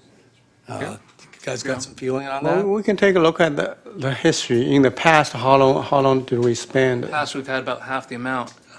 Yeah. Started around 2. Could we set it up for 2 and maybe something? Well, of course, what's going to change is more people are going to apply, you know. We set up for 2 o'clock for June 2nd, and then see if we can. And then another 2 o'clock potentially. For 16, we can decide later. Well, people's calendars start to fill up. if we- right, we can't decide later because it's actually part of how we advertise. Oh, okay, So okay. we need. Let's we do need 2 o'clock for the 2nd and the 16th. Their Can city we- council meeting dates, it's fine with me. Is that okay with you? Okay, 2 o'clock for the 2nd and the 16th. Okay. 2 o'clock, so if we were to have a closer session, it would be 5. Well, that's 5 give you or 3 4, hours. so 3 hours, okay.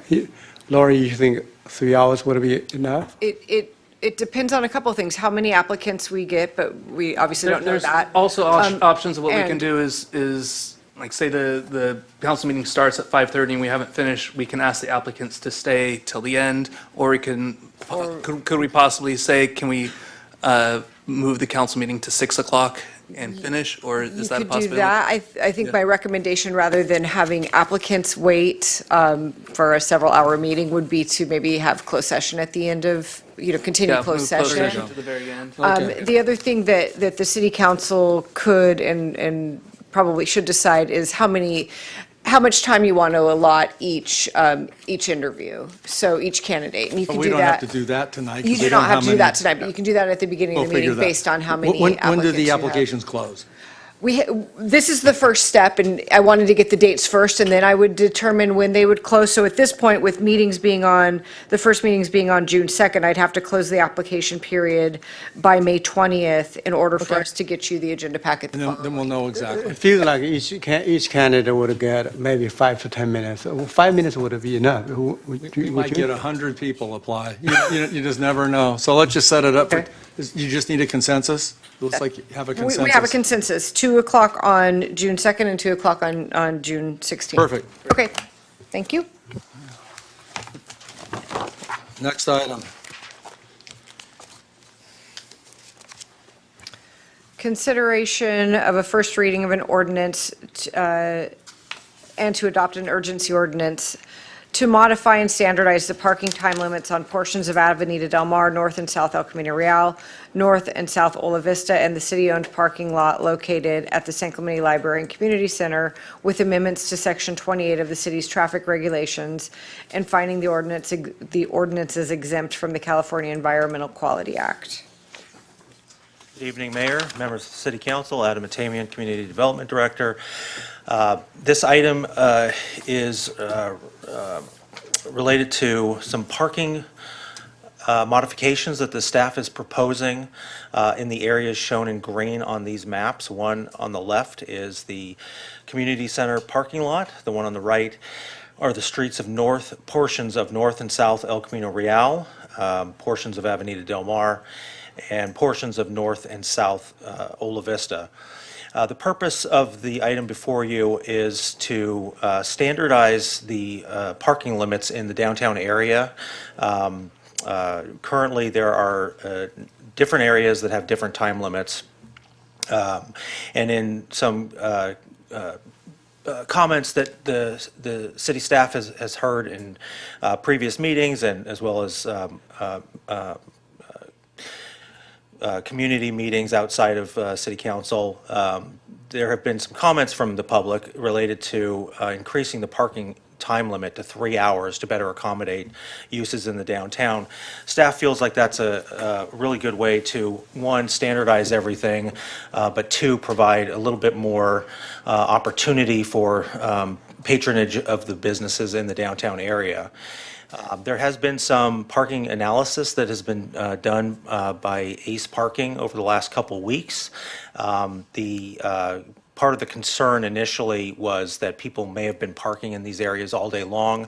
That does not appear to be the case. In fact, what it looks like is that the vast majority of people that park in these areas are actually just under the 3-hour proposed window. And so there's a few things. But they're over the 2-hour. But some of them are over the 2-hour, but the vast majority of them are within the 3-hour. So staff is recommending two things here. One is a regular ordinance, just to go through the normal course of adoption of a code amendment. The second one, though, is an urgency ordinance that effectively does the same thing immediately. And the reason for the urgency ordinance is that the normal adoption process would make these new regulations effective at the beginning of June, and that's already well into our summer season. I think there would be a lot of confusion on the part of the public to change time limits during that peak season. So staff feels that an urgency ordinance would be appropriate in this case. So we are available for any questions, but this is before the council for your consideration. Okay, I just got one question. Did you look at, I guess the community lot is all day, parking right now. Did you look at making that 3-hour parking also to move the parking in that? That probably wasn't even part of the ACE parking study because it's parking all day. The ACE parking analysis included the community center parking lot. Okay, so would that be something reasonable to look at, is just making it a flat 3 hours? That's included in the ordinance, Oh. is make that 8-hour. All 3 hours. 3-hour. Currently, it does allow for all day. There's limitations on parking overnight, but that would be included. Did you look at how many parking places, the library, they got like 12 parking places now for staff? I've strolled into the library several times. I've never seen more than 2 or 3 people in there. So the parking that's identified for library staff is part of the MOU that we have with the library. Staff can look into that, but at this point, we're not recommending any changes to that. Could we move them to in front of the library? Staff could look into that, where we would need to communicate with the library to amend that MOU to They asked to modify. have them away from the library? Is that the original MOU?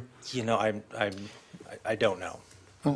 So, just so we know, and I don't think Samantha's here, but I had a chance to talk to Samantha just this afternoon. So this is, I don't know that Mr. Tamian is aware of this. She's but- little, but she's walking Oh, in there the she back comes.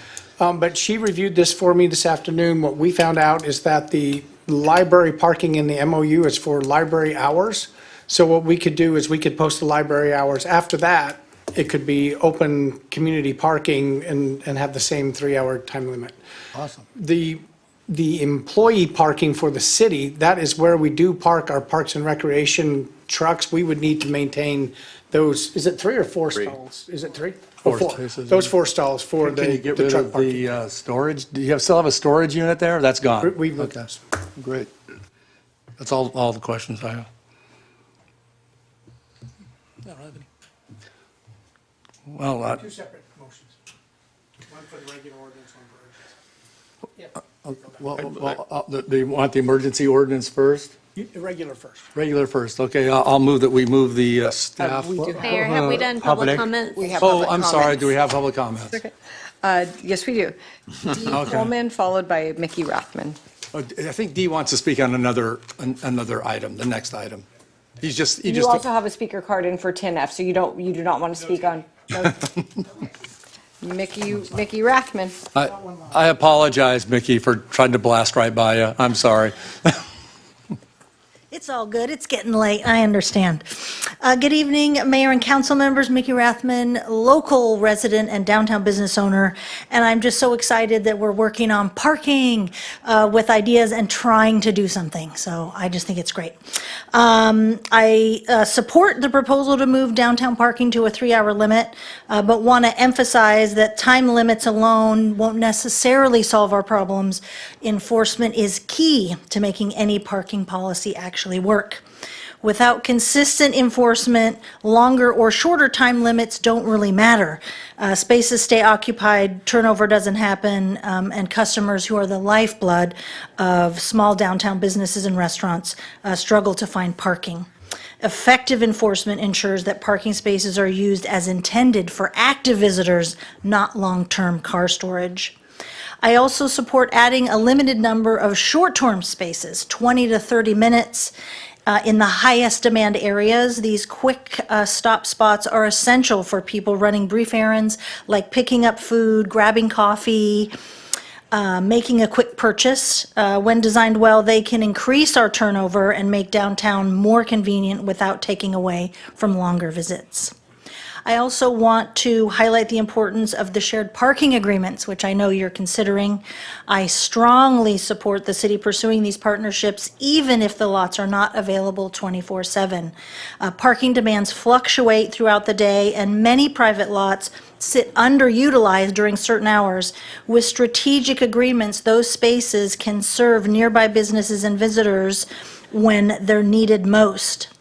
In addition, a better system to connect business owners with the available parking options. For example, if you were to use the Presidio lot for evening parking, to make it very specific for restaurants and bars that are within a 1 block radius of that. If you were to use the, Dave's lot, same thing. Really make it specific for businesses so that business owners know where to tell their employees to park. Enforcing the rules, smart short-term parking, expanding the access through those shared agreements, I think could improve, and especially with great hand-holding communication between the city and the business owners would make a really big difference. So thank you so much for considering. Yeah, thanks, Mickey. And for the residents, enforcement is going to be a key to this because we've employed Ace Parking to help us do the pilot program, and they're going to be out there. They have license plate readers. They're going to be the ones that are going to start the enforcement here pretty soon. So we think we're going to have much more consistent enforcement. And also, We asked a question of our city manager, explain just a little bit more detail what that entails so that. Sure. I mean, you were going to ask the same question I was, but, or staff, because Ace Parking is, as you say, is going to be the key. And maybe you could tell people what Ace Parking model is. I don't know. Yeah, sure. So we have, for about the last, several weeks, probably 4 or 5 weeks now, we have Ace Parking who has been driving through the downtown area, and what they are able to do, they have some equipment, some license plate readers, and they're able to identify how long cars have been in the same spot, and in real time, they're able to provide us data.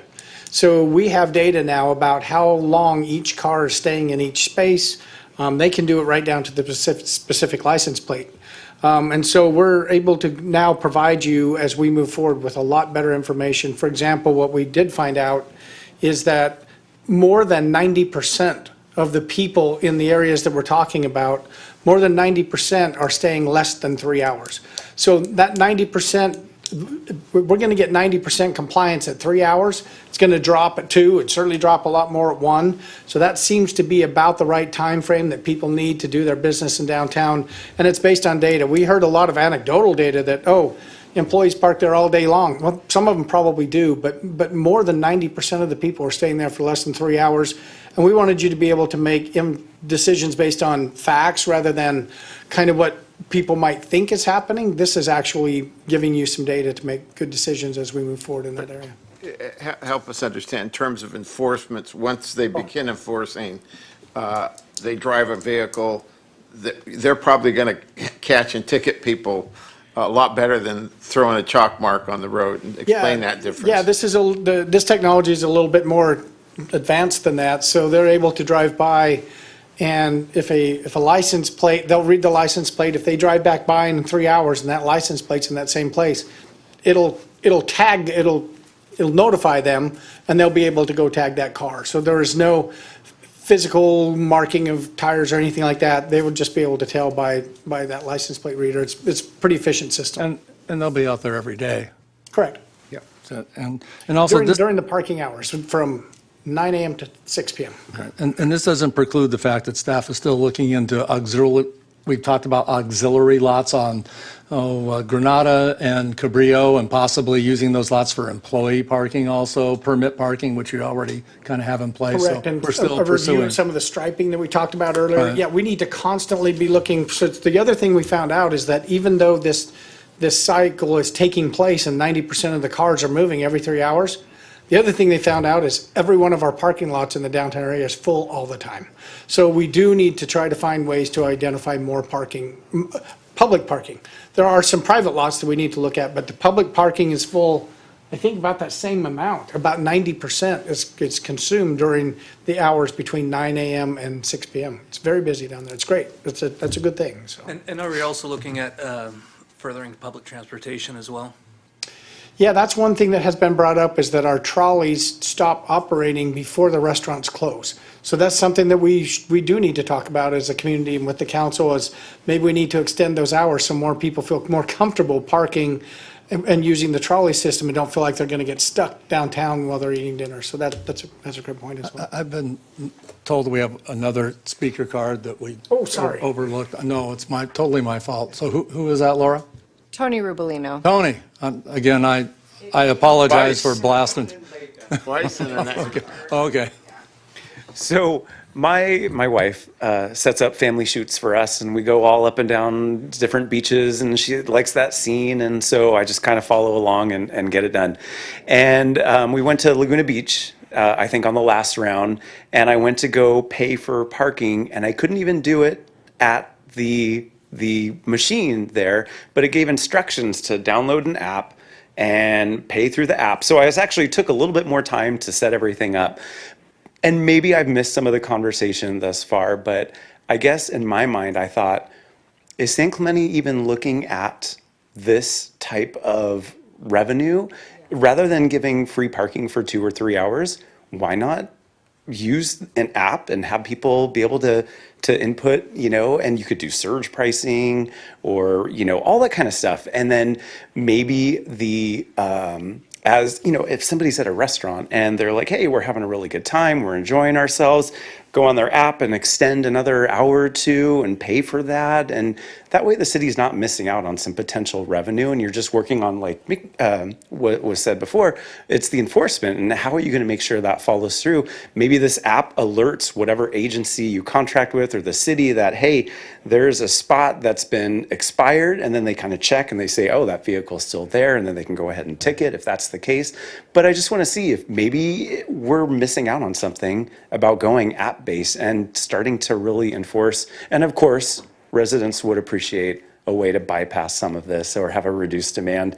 I love our city beach parking pass. So anyways, just food for thought. Thank you. No, and for the yes, we have been looking at, we figured that this was the first step to try to do a management first. And of course, we're the last beach city that doesn't charge anything for parking. So it's probably something to look at in the future, for sure. But this is our first step in. Enforcing is the first step to find out how that works. So thanks, Director Tony. Tamian can give you an update on our parking study. It's Not tonight, but not tonight. It's in the staff report. Okay, nice. There's And a anyways, so we brief have update. have a motion? I have comments I'd like to make. The purpose, besides maintaining a compliance ratio, the purpose, I think one of the purposes is that we need to increase the turnover, especially for Del Mar.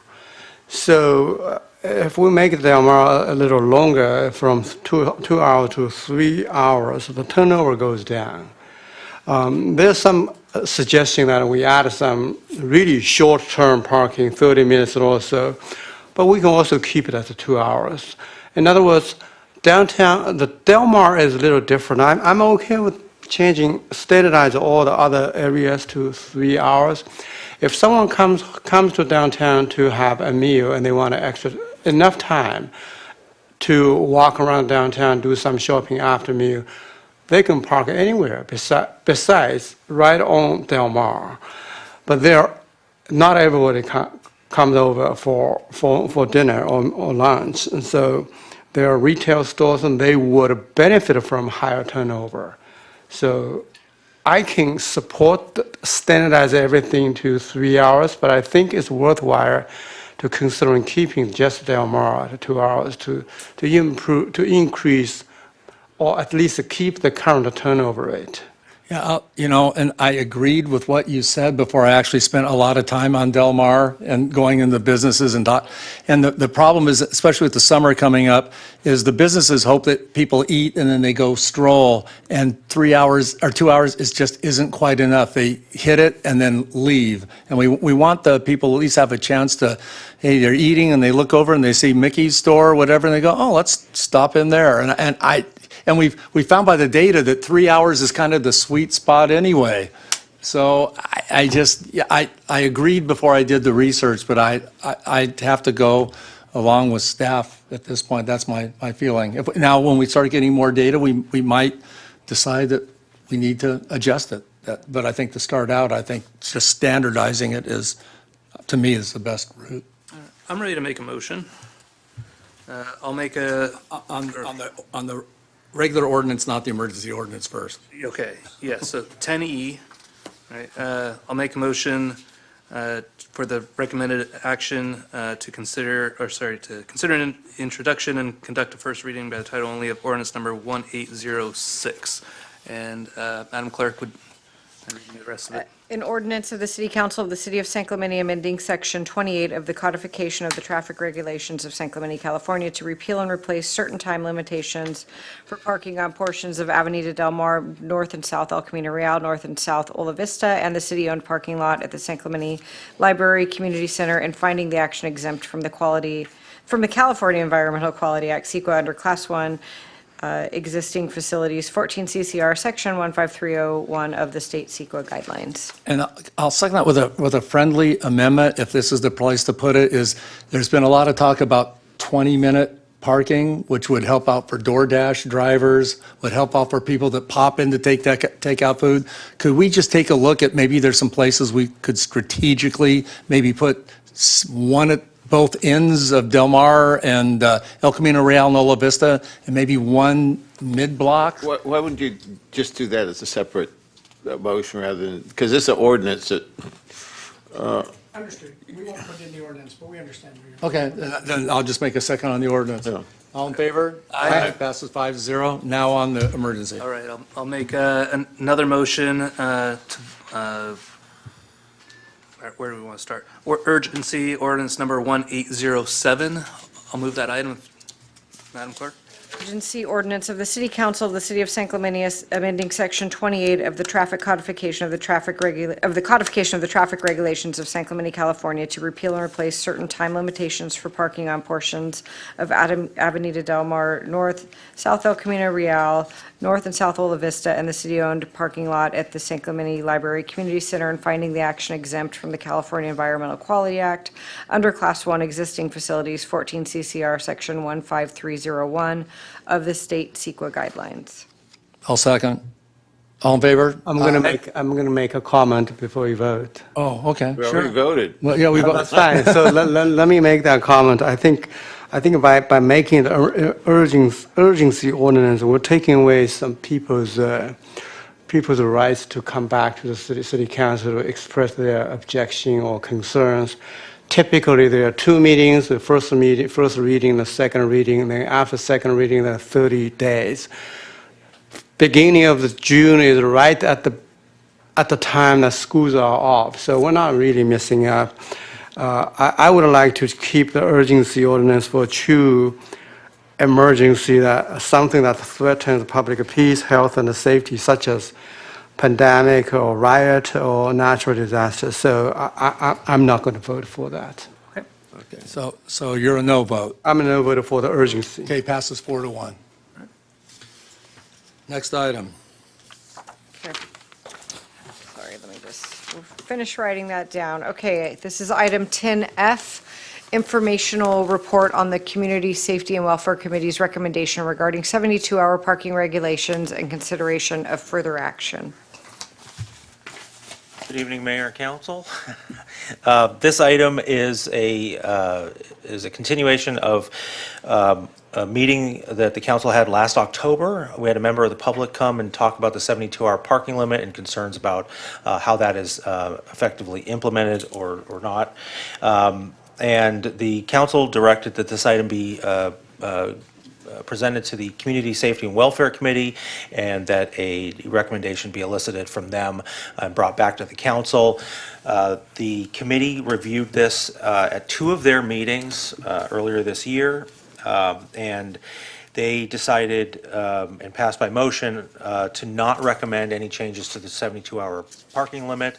There was some discussion at the committee meeting about enforceability concerns and just the general effectiveness of changing the ordinance. And so they made a motion to not recommend any changes. In their discussion, it should be noted that they did talk about potentially improving the street sweeping regulations, especially in the Shore Cliffs area where street sweeping does occur, but there's no signage that requires cars to move during that time. So staff is bringing this item back to the council. The staff report includes a number of considerations that we think are important for the council to consider or weigh when they're reviewing potential initiation of an amendment to the 72-hour parking regulations if they should desire to go that direction, but staff is available for any questions if there are any. So do other cities require more than moving an inch every 72 hours, or? Yes, there are a number of cities that do require varying distances, a 1/16 of a mile, an 1/8 of a mile. And it's typically just stated that after 72 hours, a vehicle must be moved at least a certain distance. Okay.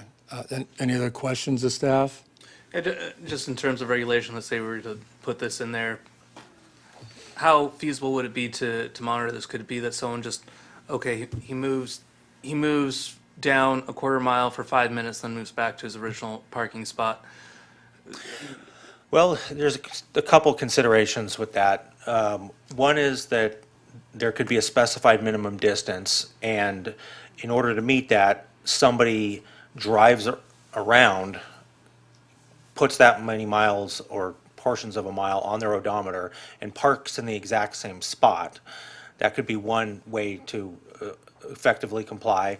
The other would be to actually have to move a certain distance, which the enforceability of that is difficult at best.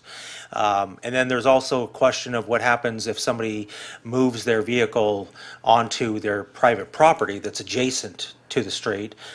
That's not a minimum distance, but they've effectively removed it from the public right-of-way. So does that allow them to then back it off of their driveway and put it right back in the same spot? Those questions are difficult to answer. The other issue is that a lot of these distance requirements were established at a time when you could read the odometer of vehicles that are parked on the side of the road. Now that most of them are electronic, the vehicle needs to be on in order to see that. And so there would really be no way to verify whether somebody's actually moved it at all. Any other questions of staff? Yeah, for other cities that have those requirements, how do they enforce it, and how effective are they? That is something I cannot answer. I don't know the protocols of other cities. Most of these parking and public street issues are under the jurisdiction of a local police department, or in our case, police services, which is handled by the Orange County Sheriff's Department. If Captain Chevalier wants to speak on the item, he's more than welcome to, but I don't know the specifics of how other jurisdictions operate. Captain, give us some insight.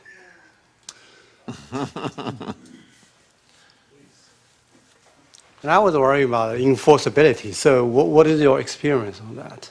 I'm not going to speak for any other jurisdictions, but I will speak for San Clemente, and we enforce the municipal code, the vehicle code, and the penal code. Thank you, Chief. Thank you. So a comment. I was to two public safety meetings, and I was at one of them. I think Andy might have been at the other one. And the reason the public safety, or you can correct me if I'm wrong, but their feeling was that this was a neighbor dispute. That's what they said. This is a neighbor dispute. And that might well be true in a specific case where a resident is making a complaint. But the fact is that I've gotten numerous emails from people that have no idea who who these people are, who have said, I really wish you'd do something because we have people storing cars on the street. And it's not a matter even of the movement, because the cars most people are talking about, they might not even be movable. I've gotten pictures of cars with flat tires, and they go, well, I don't know, it moved an inch. So what most jurisdictions do who enforce this or try to is they do the same that Ace Parking does. They use license plate readers, and they cruise around, and they just hit the thing, and then it will pop up in 72 hours if a car hasn't moved.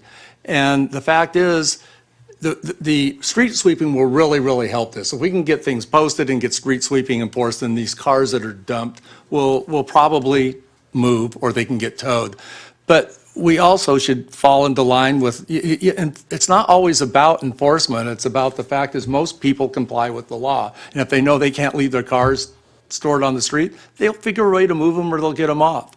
So where I think a quarter of a mile or whatever we've had with commercial vehicles, I think is probably a little excessive, but I think if we make our ordinance that you have to move your car 100 feet every 72 hours, most people will do that. Now, they might move it across the street, or they might, but at least I think that they will at least show some movement in their vehicles, and then tied together with the street sweeping signage and enforcement, which we can do with our RSVPs, are more than happy to go out and follow that street sweeper and do enforcement.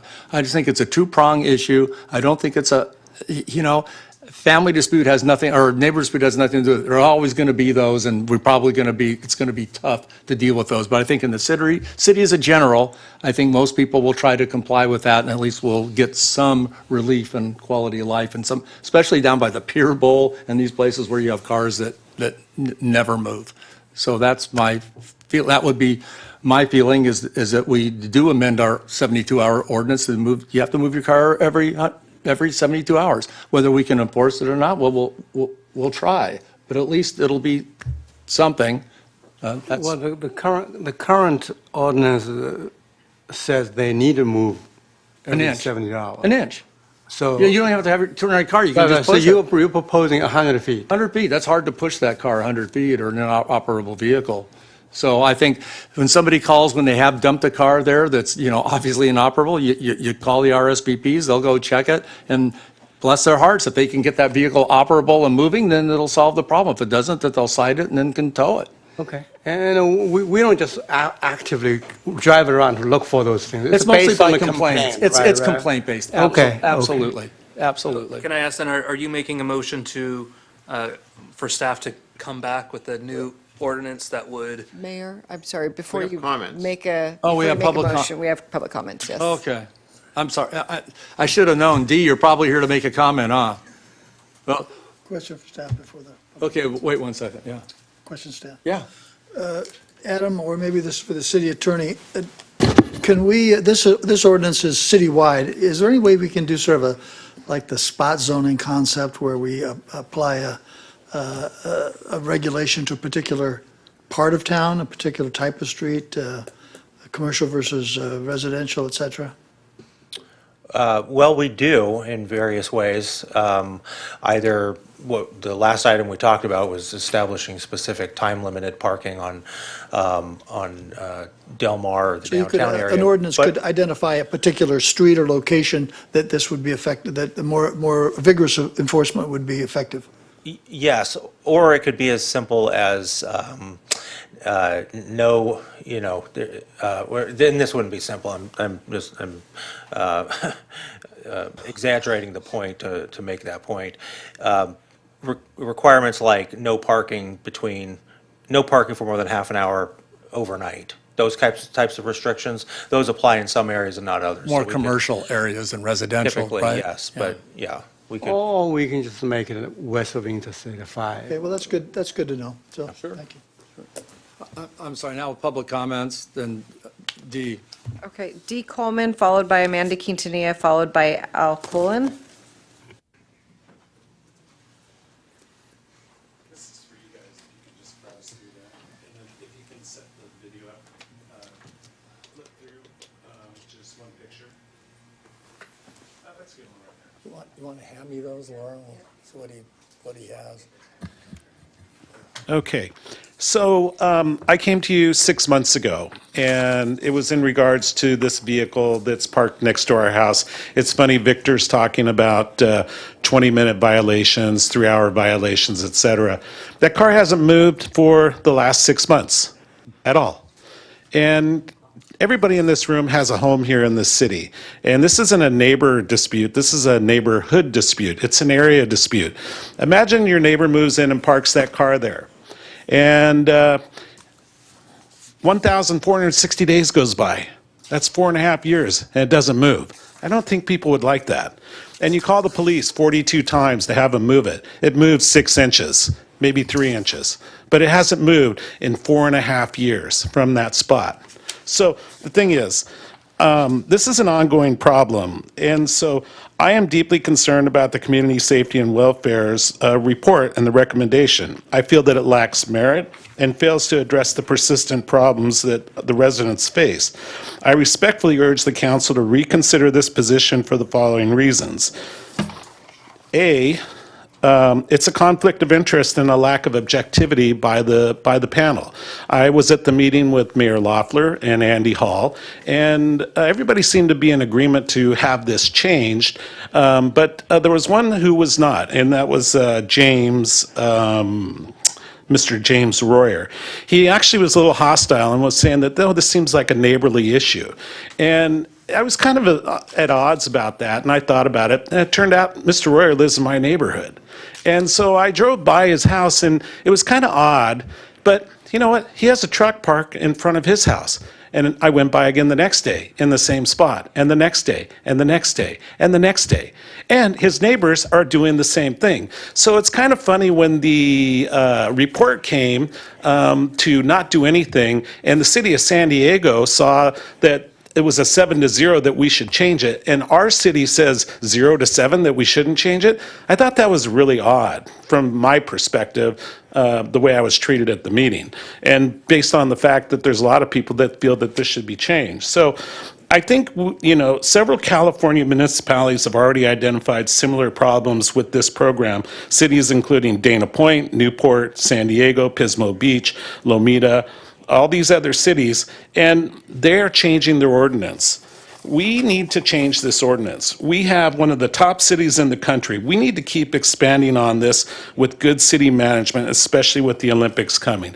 I think the plate reader is a great thing, but I think we need to change that ordinance. Thank you, Mr. Coleman. Amanda?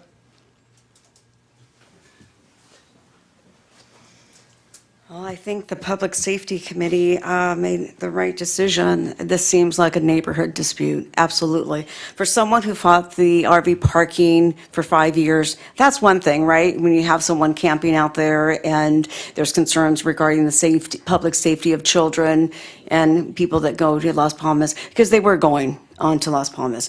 So that is a concern, but I think that as a 55-plus San Clemente resident, having to move a car 100 feet or an eighth of a mile, especially during street sweeping, or when there's trash day, that's going to be so hard to do. And it gets to be a little bit retaliatory, right? And thinking, okay, I got to move it. And I think it's a neighborhood issue, I guess. Concern, but I don't think it should be, everybody else in our town needs to be penalized for that. I think that, when you're in a neighborhood, you talk things out if it becomes a problem.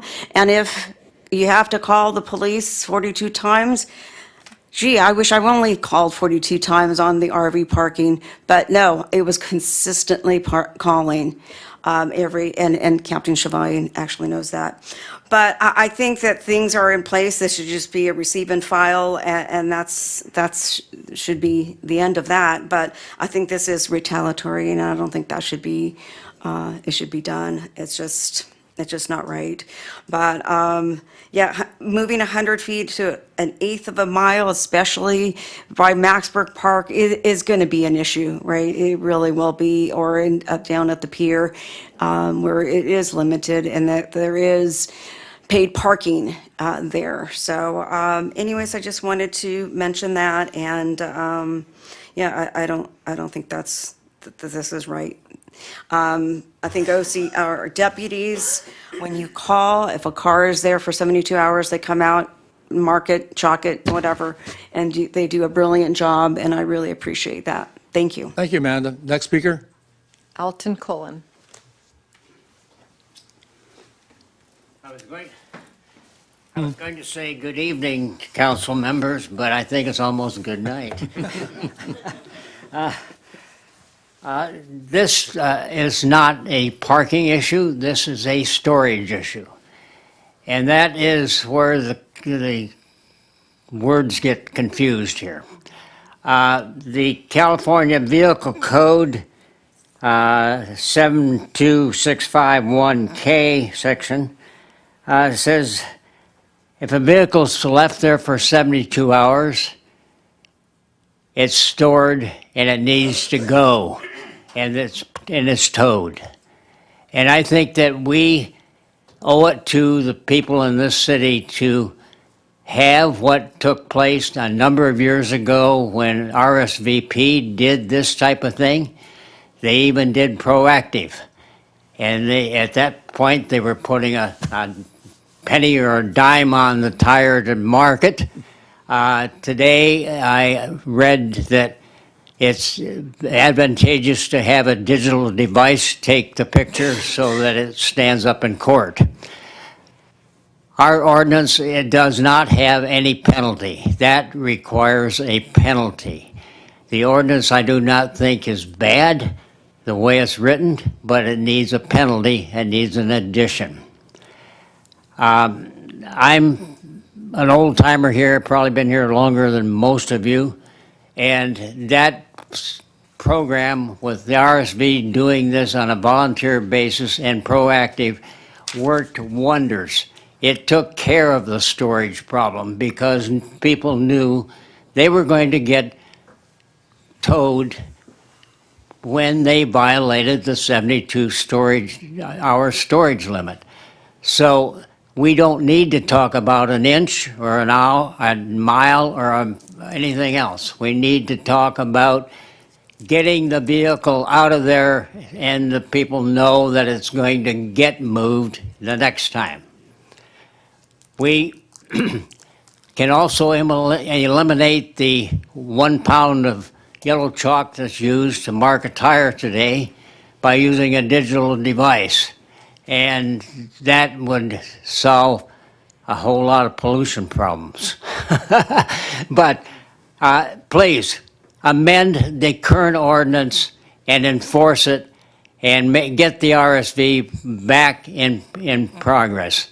Currently, I am aware of that when a car is marked and it's moved, that they don't come back even in the 72 hours to see if it's still there. You have to call again to even get that car moved and someone to, okay.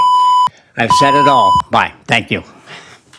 Yeah, and yeah, we forget that it's not 72 hours and it's a parking violation. It's supposed to be 72 hours and we tow the car away.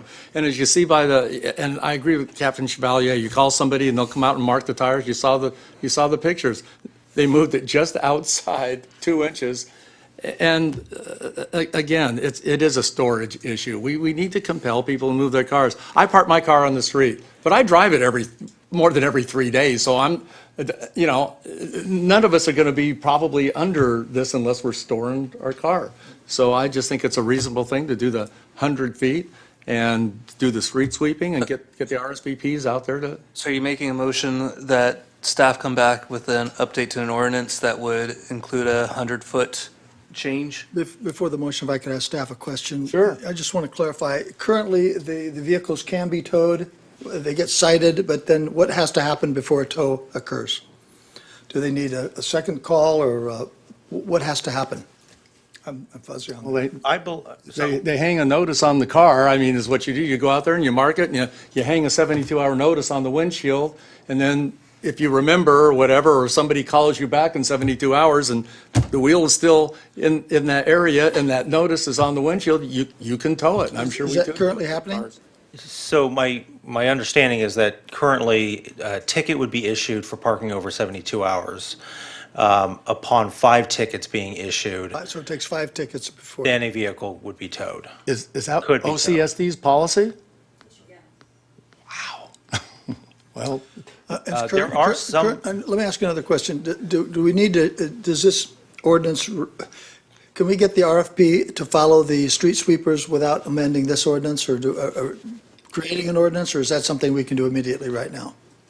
Or are we, have we, and are we, and should we? We would need, right now, since there's no signage that prohibits parking on street sweeping days, there could be no tickets issued for parking on those days. So we would need to amend something to allow for ticketing for street sweeping, if that's the direction that staff would like us to look Mr. into. Mayor, just we're let me happy say to. that I think this is a serious quality of life issue, and I think it needs to be addressed.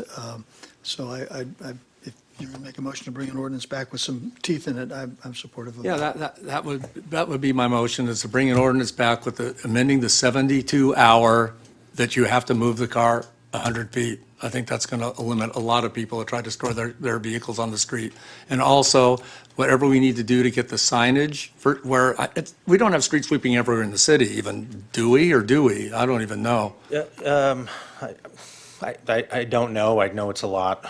I know we have it on my street, but there's no sign, so when somebody's parked, the street sweeper Where the goes up. signage is located, that's in some rather specific areas. That's not everywhere.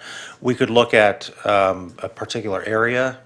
The thing about the street sweeping signage is that it actually tackles 2 issues. One is long-term parking of vehicles on streets, but also helps us meet our water quality and stormwater concerns. Okay, so I bring back an ordinance, moving the vehicle 100 feet, 72 hours, and then whatever we need to do to start looking at, we've already got the ordinance for street sweeping, we just don't have the signage. We already have the ordinance, right? With some teeth that allow towing.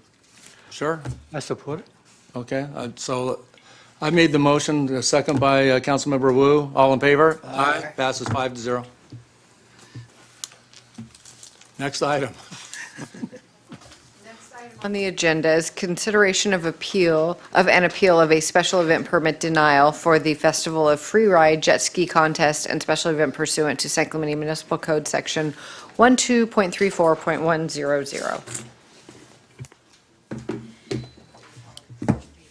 Oh, there is a appellant here, okay. Oh, okay, so we're going to give the applicant 10 minutes, and then we'll have well, let's have the staff report first, I'm sorry. That's okay. Thank you, Mayor, Council. Samantha Wiley, Beaches Parks and Recreation Director. Before you this evening is an appeal of the denial of a special event permit for the Festival of Freeride Jetski Competition. It was proposed on the north side of the San Clemente Pier over Labor Day weekend. Staff recommendation this evening is to uphold the denial, and it's based on 3 primary factors as are outlined in the staff report. The first being public safety, the second being site suitability, and the third city resources. And those are, again, in your staff report and within the municipal code sections as well. From a public safety standpoint, and as City Manager Hall mentioned, our Marine Safety Chief Malott is unfortunately not here today, but the determination came from his level that operating a high-performance motorized watercraft, as was presented in the application, in close proximity to both the shoreline and the municipal pier, presents inherent risks that could not be adequately mitigated due to changes in our beach topography, swells, and currents as well. Site suitability, that stretch of beach, as we know, is one of our most popular and precious areas of our beach for our surfing, as well as swimming just on the other side of headquarters. And again, based on the application, with the scale and the nature of the event, it would significantly impact the general public use of that space. And third, city resources, the level of marine safety staffing required to manage this level of event as was proposed would result in a potentially unreasonable diversion of resources from our normal operations. So while I do understand the applicant has also expressed a willingness to provide additional details, including the potential of a modification of the selected date, staff's position is that there are just fundamental constraints within this location, and the activity could not be resolved through additional changes in that space, given the conditions of the beach. For these recommendations, for these reasons, staff is recommending that City Council uphold the denial. I am happy to answer any questions, though, if there are any as well. What's the period of time for this event? It was proposed originally, actually in the spring, and then came back to Labor Day, and I do understand the applicant's willing to make additional modifications on dates as well. How many days? 3 days was the original application. And do we currently have an ordinance that prohibits this? We do. The ordinance and in the code section is within the staff report. It's 12.32.040. It restricts the launching and operation of motorized watercrafts near the beach and the pier, allowing some authority for the marine safety chief to make determinations based on safety and different needs. But this was denied based on that it was not a qualifying event. Any other questions of staff? Just a question, is this sort of a quasi-judicial proceeding? Do we need to have any ex parte contacts or notifications? I don't know. Wouldn't hurt, yeah, sure. Is it not required per se? No, you should go, sorry, I should have caught that. Yes, you should do your disclosures on this one. Do you have any? No, I don't. I don't have any. Anybody have any ex parte? Okay. Any other questions for staff? I guess the applicant, it's step up. Dante Baruso. Good evening, Mayor, council members, and city staff. Thank you for your time tonight and for your service to San Clemente. I'd like to begin by saying that I respect the concerns raised by staff in marine safety, and I appreciate the responsibility each of you carries protecting public safety, preserving beach access, and ensuring in any special event is appropriate for the community. I wanted to make clear that at the outset that I am not here to challenge the city or disregard the denial. I'm here respectfully to ask for a workable path forward. I've been a San Clemente resident for over 30 years. I grew up here. I care deeply about the city, our beaches, and the traditions that make San Clemente unique. As a young child, I remember looking over the pier rails and seeing stand-up jet skis as a part of an exhibition during the Ocean Festival during the early years of the sport. The memory stayed with me. It helped shape my passion, and that has grown over the years. And it's a part of what has driven me to responsibly bring this niche sport back in a thoughtful, safe, and community-oriented way. My objective is not to force the city into approving an event that is not compatible with. My objective is to have a constructive dialogue with the council, marine safety, and staff in order to come to a resolution or a compromise that makes the city comfortable and allows this event to begin in a new measured way. And it creates an opportunity to build trust and success over time. I would like to mention that I have hosted previous events, one that's coming up May 2nd in the city of Huntington Beach. We've done it for the previous 5 consecutive years, and we've had great success. And I intend to expand that into my hometown.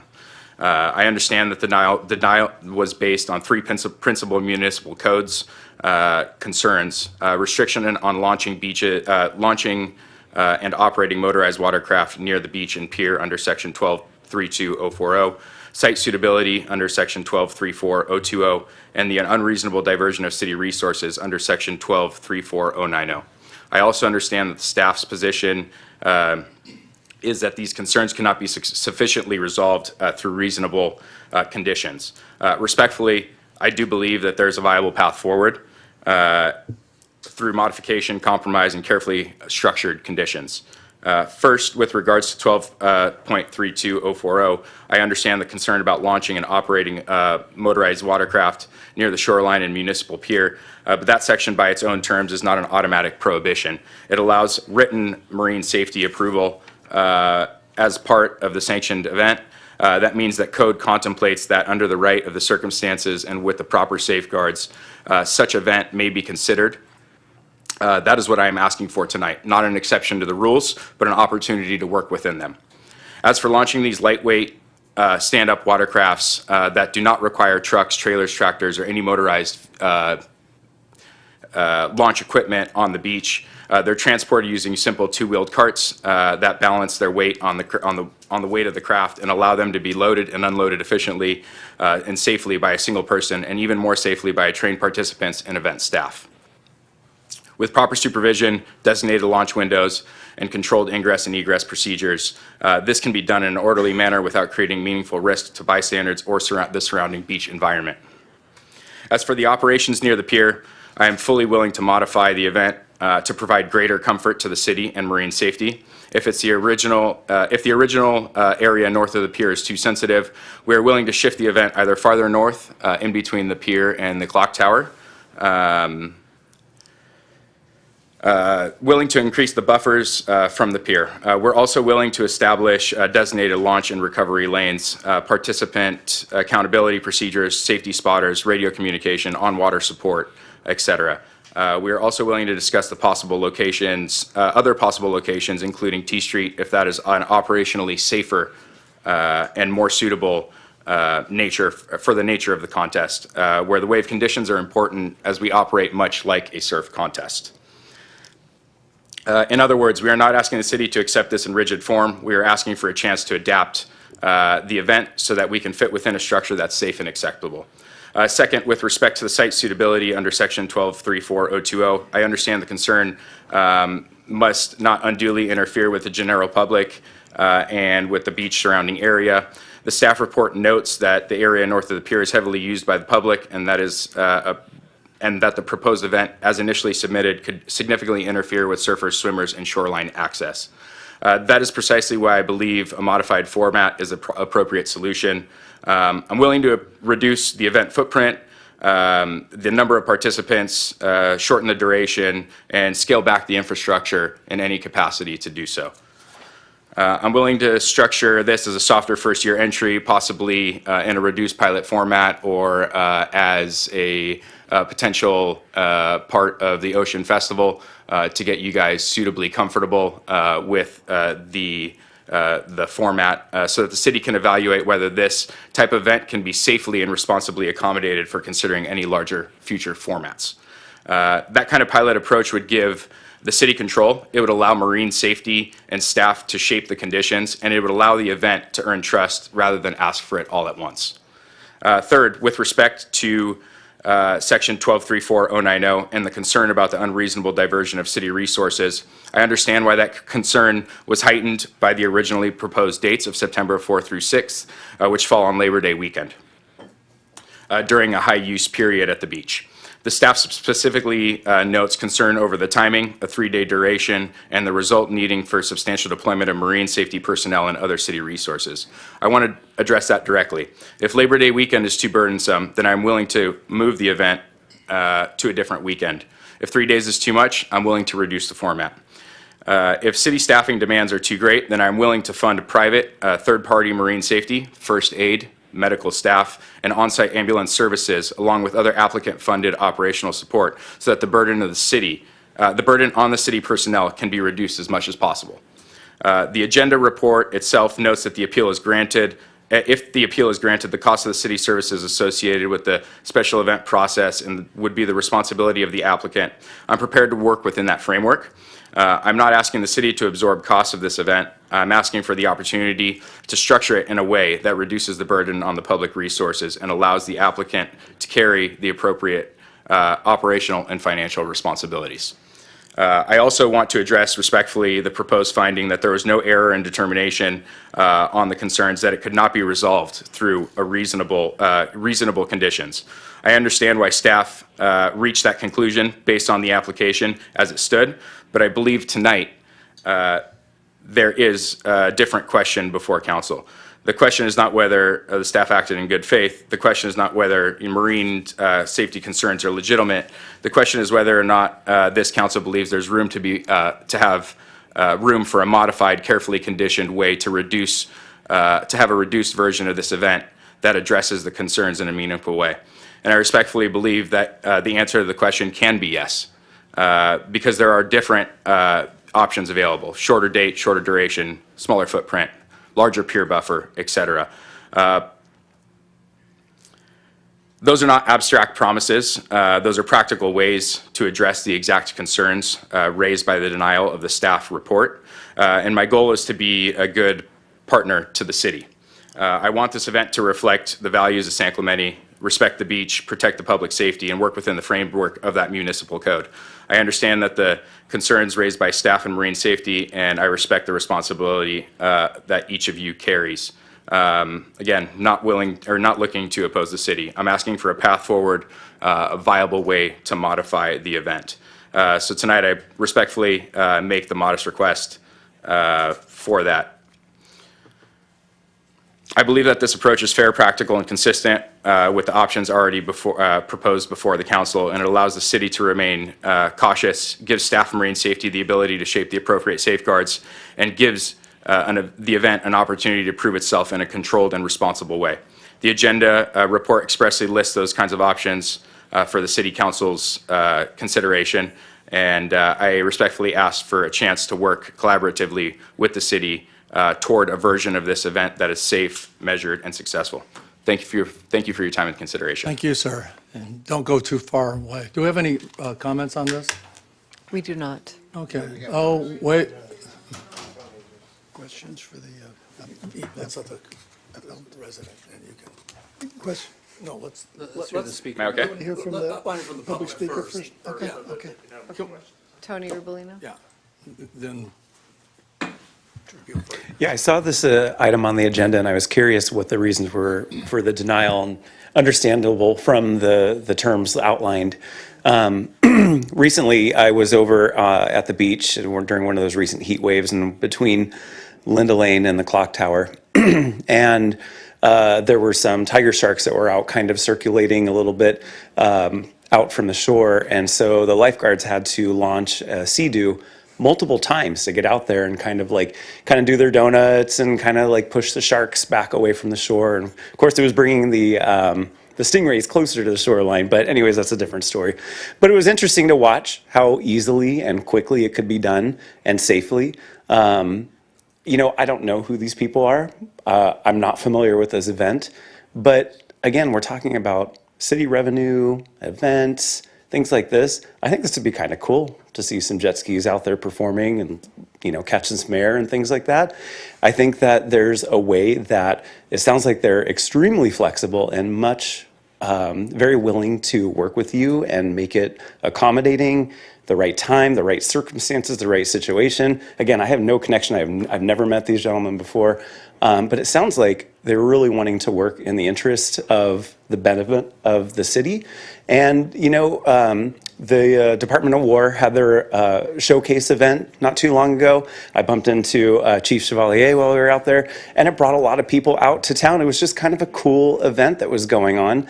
And, while we were out there, we're like, hey, let's go stop. We'll get a coffee. We'll get some ice cream for the kids or something like that. Like things like this, we should be wanting these types of events, and they're going to bring net revenue to the city and the businesses that are affected. So anyways, just consider. Thanks. Thank you, Tony. But I think you meant white sharks, not tiger sharks. White sharks. God, we don't need tiger sharks, too. We have another speaker on We have this another item. speaker. Amanda Quintanilla. Big surprise, right?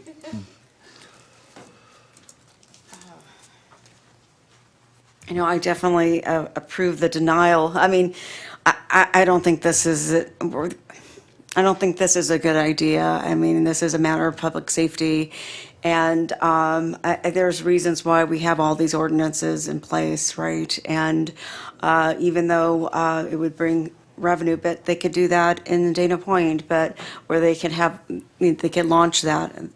There's no place to launch it here. There's a difference between having a jet ski for lifeguards for marine safety versus, I mean, that's saving lives versus, or pushing sharks away from from our coast. But I just don't think this is the right decision at all to approve this. I think that just keep that denial, and there's reasons why we have that. And I'm surprised that, I think he was the chief of marine safety, he's not well, so I think that, I think you should just deny it. I mean, there's reasons for it, the denial. Thank you so much. Thank you, Amanda. Is that all the public speakers? I believe so, Mayor. Okay, I think Mayor Pro Tem Noblock, you had some questions? Just a couple quick questions of the appellant. Sure. Do you charge a fee for the competition? If so, how much? And is there a prize for the contestant winners? And if so, how much? Typically, roughly? yes. The application is, I'm sorry, the entry fee is about $500. That's inclusive of the insurance per competitor. And then, we host typically a purse for the first three, as we would in any professional type competition. And the purse is how much? It depends, How many people based on the various amount of entries. How many entries would you anticipate? About $7,500 for $7,500, $7,500 for the total purse. Typically, it's split incrementally. How many applicants would you envision?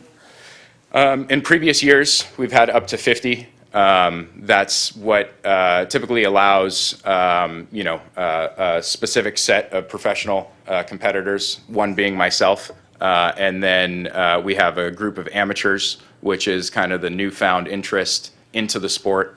And it's a very niche sport, but, we're very adamant about growing the sport and keeping it alive. In Huntington Beach, how much time did they give you up there? We currently have 2 days. 2 days? Which is typically adequate amount to run a competition. And what's the minimum amount of time that you could use to have a successful event?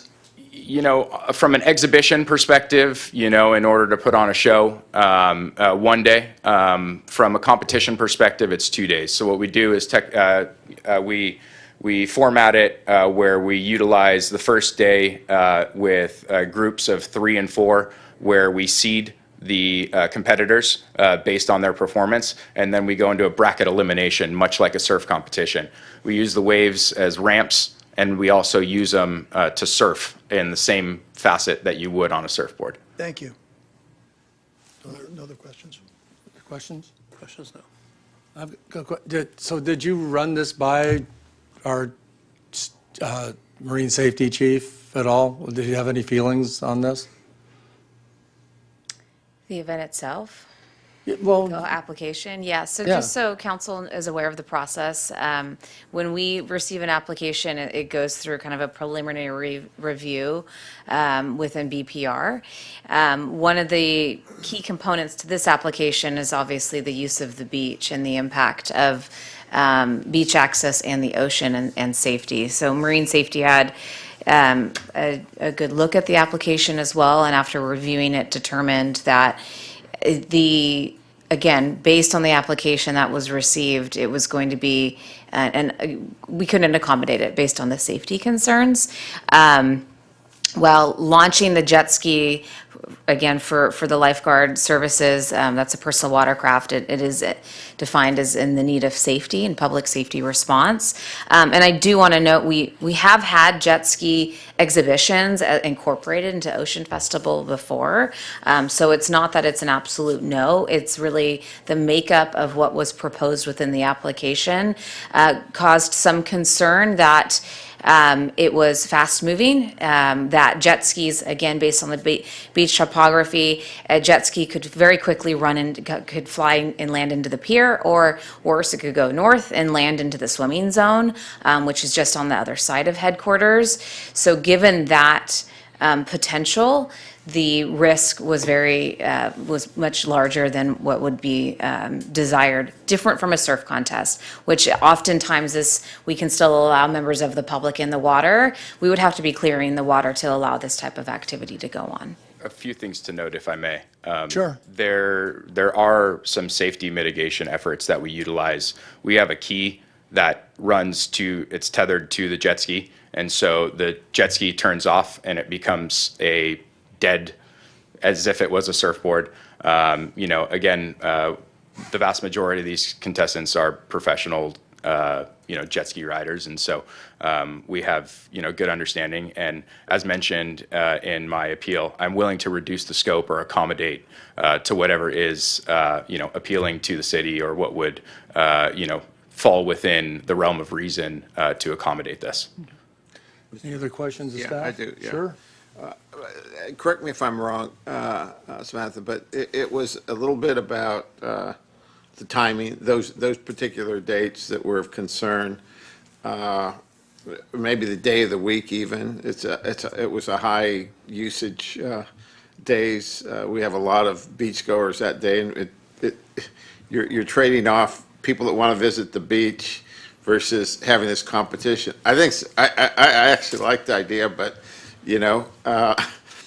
maybe if we found for the exhibition the right day, the right place, and one of the other conditions I saw is that we didn't have maybe not the right staff, enough staff. It's like our lifeguards.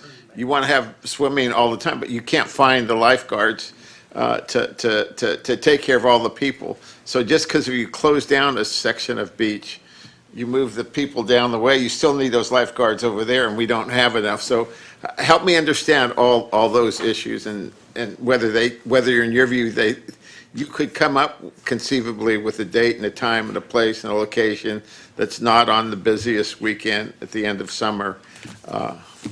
Yes, certainly. Labor Day is a hard weekend to do, right? That is really the end of our summer season as people are culminating their summer vacation and their breaks. So potentially later on in September or even into October. I do believe the other concerning element was that 3-day time frame. The idea of potentially not having public access to the pier surfing area is very concerning.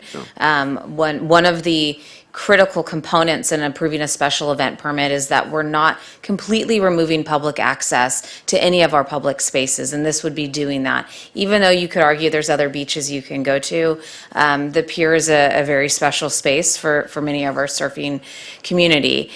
So for that, you could look at certainly a different date, narrowing the length of the event, both in days and hours that's happening, limiting the number of participants, understanding the heats and how that runs is also very helpful. Modifying the event footprint to potentially look at other areas within our beach area. I know T Street was mentioned. I will say that could come with a number of concerns as well, that again, you're dealing with a very popular surf spot and again, a very popular swimming area as well. So we're mindful of that. We don't want to take away important public access. But I think if council's inclined to look at some kind of compromise and modification, we need to look at a really comprehensive marine safety approved operating plan. And we've done that again with the Ocean Festival. This has happened before. There were a lot of checks and balances in place, and it was a very succinct space and event that was processed, and it was a limited time.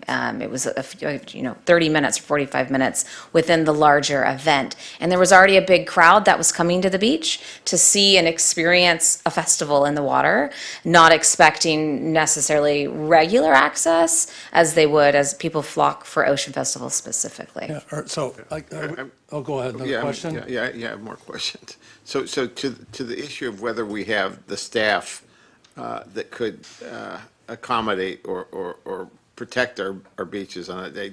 Have you, did the marine safety weigh in on that?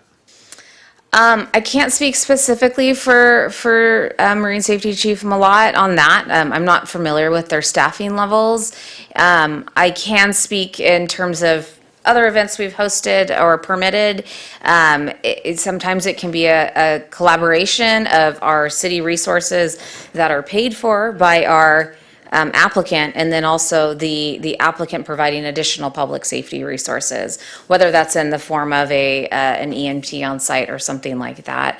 I don't know with certainty, though. That would be my other question is, would you envision, and maybe you can help us with this costing the city significant resources, additional resources that we would have to pay to order to have this type of event, or does the contract call for them covering all those They would have costs? to cover all of it. The code's very specific that any additional resources required, the fees are passed on to the applicant.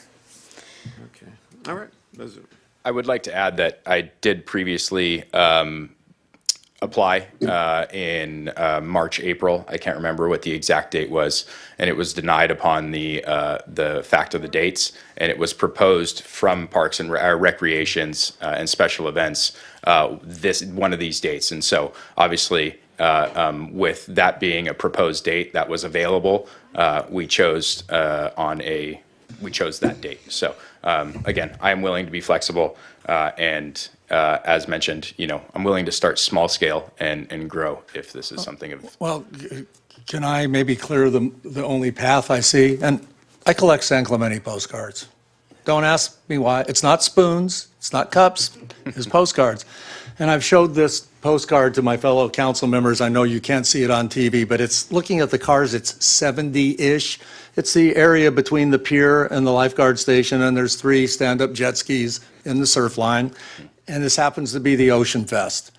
The only path I can really see of trying something like this, and this goes with the fact that our Ocean Fest activities have dwindled in the last few years as far as lifeguard dory races and the things that we used to always have. Haven't had the great participation we've had in the past. And we have lots of staff there that day at the Ocean Fest. Our lifeguards are all there. We have EMTs there. The only path I can see, to be truthful for me, is if you did some kind of event with the ocean, obviously with the ocean staff's, And I've spoken cooperation. with Barrett Tester An last year. exhibition, they would probably give you a period of time to go out there because it does look very exciting. Everybody on the beach looks like they're very involved in this. And would be like a pilot program, and that's the only way I can really say it's the time of year when we're kind of used to having a big crowd in. And if you could work out some kind of agreement with the Ocean Fest people, maybe you could make that happen, Samantha, meeting. To me, and I'll certainly defer to my other council members, that's the most clear path I could see for making Yeah, this happen. I'll second that. Growing up here, one of the big exciting moments of the Ocean Fest was when we had the jet ski exhibitions. I think they were on there for about 2 hours. And I think that was a good amount of time to get the other events in as well.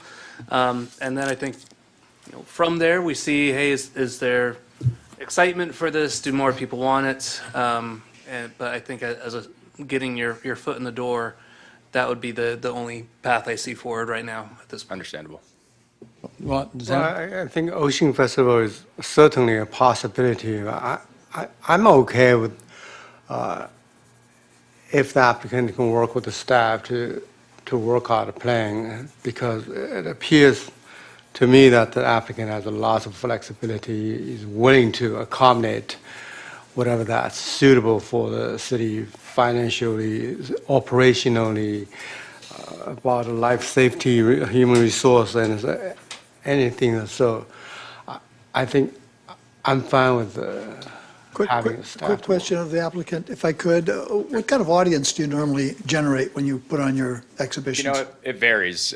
We've done competitions up in as far north as Oregon and Washington, and obviously down here in Huntington Beach. And there's a lot of, passerbys that it attracts. And so it's hard to pin down a hard number, as we're not charging for ingress, we're not charging for that. So it does attract crowds.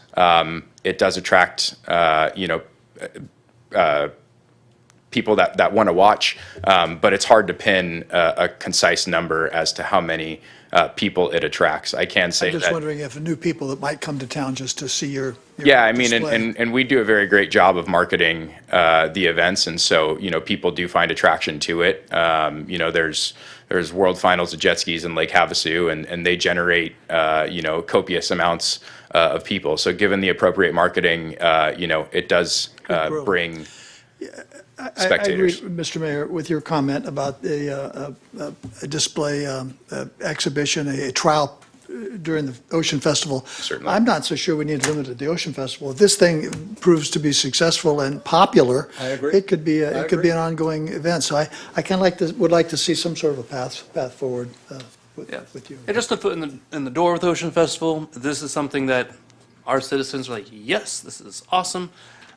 I think we can move forward with other events, but at this point, I don't know that I'm ready to go full steam. You're feeling it? So, yeah, I just think we need to have a competition among the city council. I I won't come in last, Victor, I guarantee you that. You got to get into the water to do this, you understand? No, I agree. Mayor, Yes. I apologize. I think we have a member of the public with a point of order. Is that correct? Had a question. Did she already speak on this item? You spoke on this item, Amanda, right? I did not submit it, so. Okay. Oh. Okay. Okay, so, Yeah, I think we have a consensus on the path forward, see if they can work out. I mean, except for Mr. Wu has also contemplated them just meeting also and see if there's some other avenue that might work. well, why don't we do this? Samantha, can you set up a meeting with the Ocean Fest people? And let's say that there's a snag. We can come back, we gotta come back anyway, and with some more discussion here. But I think that's your clearest path, sir. I Fair think. enough, I appreciate that. Okay, so do we need to continue this to a, I think you would suspend it. So what we probably want to do is suspend the hearing and let Oh. that, see if we can work out. I'm sorry, Because there's actually an appeal. So you Right. want to suspend the appeal pending working out something else. exactly, we'll suspend it, and then Samantha, when you get some information, we can So I'll bring this get in back? contact with Samantha for Yeah, path she's- forward. Absolutely. And we will see you back here again, and hopefully we can make this work out. I appreciate you're a 30-year resident, and thank you for bringing this forward, and we'll keep our fingers crossed. Well, I appreciate your I'll make a time. formal motion then to postpone the appeal till a Suspend the future appeal. date. Suspend it just for a. I'll second. And seconded by Councilman Niemeyer, and all in favor? Aye. Thank you, sir. Thank you, have a great evening. Okay. Next item on the agenda is consent. I do have two cards from members of the public. And what items would those be? That is item 11J and item 11K. I move the rest of the consent calendar.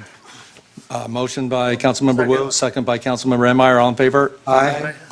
J and K? J and K, did you say? Yes, 11J, consideration of a resolution approving an exemption to the formal solicitation process, approving a memorandum of understanding with the California Joint Powers Insurance Authority to partially fund an Americans with Disabilities Act self-evaluation and transition plan update, authorizing the city manager to execute the agreement in amount not to exceed a cost to the city of $263,350, approving a related budget appropriation and finding the project exempt from the California Environmental Quality Act, and Amanda Quintanilla is the speaker. Would you like a staff report on that item? No. I don't need a we've staff all report. reviewed Okay, Amanda? Oh, he's not sorry. Okay. Years ago, I brought this to the attention of Mayor Pro Tem Laura Ferguson. I really appreciate appreciate her efforts because there were concerns regarding no ADA transition plan, or actually there was an ADA transition plan, but they weren't moving on the matter at all. So basically, you know, when I filed a complaint, ADA complaint regarding the ADA concerns, non-compliance at San Gorgonio Park, Maxburg Park, and actually I think the community center as well, there was concerns regarding that. However, as far as the amount, and I thought we already had someone that was an expert that would work with us on the ADA, whether things were basically in compliance. But if this is for the transition plan, then definitely I'm all for it. And because that has to be done, there's a legal requirement that needs to be done to be in ADA compliance under Title II. Also, I was just wondering, I know you can't answer it, but I'll ask Mr. Hall later on regarding if this had anything to do with a complaint, ADA complaint regarding San Gorgonio and other ADA concerns that was filed with the Department of Justice which was forwarded to the Labor of Interior. But I'll talk to him about that later. Thank you so much for your time. Thank you, Amanda. And are you the speaker on 11K also, by any chance? Yes, surprise! And this is my last one. Motion to move 11K. Sorry. Yes. Second. Second by Councilmember Wu. All in favor? Aye. Okay, now. Yay, thank you. And This- let me just announce Oh, that I'm item, sorry. please. This is consideration of a resolution approving a fundraising agreement for the Pier Underpass entrance. That's fine, I just need to announce the item. Okay, great, thank you. I think there was a concern, not as far as the underpass for art, but there was the concern regarding the landscaping portion, because this was already presented at the Design Review Subcommittee in 2023, where there was concerns regarding members of the public, former Mayor Kathy Ward, former Mayor Wayne Eggleston, Don Brown, and myself and others were concerned regarding this matter. There was concerns regarding the removal of the trees, and their argument was that they wanted to look at the end of the pier, but I was down this Saturday for coastal cleanup early in the morning, and where they have one tree, I think they want to trim it down or take it away. Basically, even if you took that tree away, you had the fishermen's right in front of it. So it's not going to accomplish anything as far as having this wonderful view at the end of the pier. And that is a concern, and I think that if that maybe should perhaps go to the Design Review Subcommittee to see what their actual plan is versus just going and, trimming and taking out all the trees and the bushes that are there, because it does provide shade for people when they are waiting to go onto the trolley. I myself have stayed underneath that tree, those bushes there, and it does provide really a respite until you till you get going on the trolley. But anyways, that was just my main concern, is just the shade.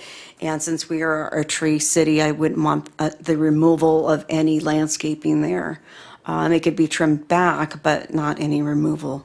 Thank you so much for your time, and this is the last comment. Thank you. Thank Have you, a good night. Amanda. Have a motion to move. Move the item. Motion by Councilmember Cabral, second by Mayor Pro Tem Noblock. All in favor? Aye.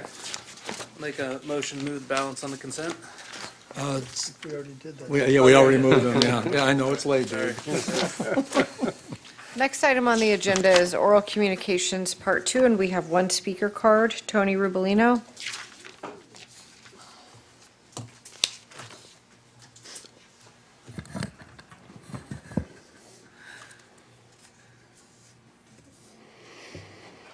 This presentation is titled Eric Swalwell and His Ties to San Clemente. Next slide. Eric Swalwell has been in the news lately He was the leading Democrat in the campaign for the California governor position. Ex-staffer accused Swalwell of rape. There's an investigation going on by the New York City DA. One accuser claimed she was drugged, choked, and raped. There's reports of illegal payments to a Brazilian nanny with campaign funds. On and on and on. Next slide. The headlines were just pouring in. Talk about a complete collapse of your political career within about a 48-hour time span. Next slide. Here's Donna Vadrine, and she's running for District 1. She was at an event that promoted Swalwell for governor. She wrote some glowing remarks about him. What happened to people holding electeds accountable? And I've yet to see a statement from Donna Vadrine just condemning Swalwell. And I mean, he could go to prison for some of these things. And she's running for an office. I would expect more from somebody who expects to be a leader in San Clemente. Next slide. There was an event held by or put on or encouraged some scope by the Democratic Women of South Orange County. You can see these pictures. Some people have told me the pictures look smitten. I don't know. Next slide. Chris Duncan campaigned with Swalwell in the past. There's some pictures there. Next slide. I have not seen, wow, there's a good bro hug there. Tony Strickland's team, if you're paying attention, there's some campaign material for you. No comments from Chris Duncan, at least that I haven't seen, condemning his buddy's actions there, or what he's accused of. Next slide. My hope is that Eric Swalwell's past supporters would hold him accountable and make statements that this kind of behavior, these actions are completely unacceptable. And if you choose to run for office or hold office and you've been associated with this individual, you should make a statement. Next slide. The Democratic Women of South Orange County, these are some endorsement holders, past and present. We've seen Mike Levin, Mark Onmeyer, Katrina Foley, Chris Duncan, Donna Vadrine. And if the Democratic Women of South Orange County quietly delete the video that I just shared, but thankfully it was screen recorded, but don't make an actual statement condemning the actions, what value does the endorsement hold? And I would expect Mark Onmeyer to go ahead so that you can claim that you are not a political hack, to go ahead and make a Thank you, statement Tony. condemning the actions here. Thank you. Is that all I'll just, I condemn the actions of Eric Swalwell right now. There you go. All right. There we go. That's it for oral communications part 2. Next item on the agenda is future agenda items. Anybody with some future agenda items? We need to fill up these future council meetings, guys, so Yeah. I see none. Reports, city attorney. I don't have any. Thanks for having me, though. Isn't it a pleasure to serve the people and the residents of San Clemente? At 11 p.m., it is a pleasure to serve. We have staff reports, right? Manager? Well, we have city manager. Yeah, city manager report. Yeah. Yeah. So Mayor, I have a couple of quick contracts, and then we have a quick report on a little bit of the traffic issues down by the new Miramar that council members have asked about. So Dave's going to share just a real quick, some things for the public. Second Amendment, American National Community Services LLC providing for loan services for CDBG rehab loan program in an amount not to exceed $39,000. Ascent Environmental providing climate action plan progress report and supplemental update in the amount of $70,000. Ace Parking and providing parking enforcement in amount not to exceed $74,750. And just real quickly, some traffic calming issues down at the Miramar. Mr. Mayor. Birthday card, and I want it back. Mr. Mayor, I've seen the presentation. It lasts only 5, 10, 15 very minutes. quick. So it's going to be, it's a nice report. I can shorten it, certainly. Mr. Mayor, members of the council, Dave Riebensdorf, Public Works Director.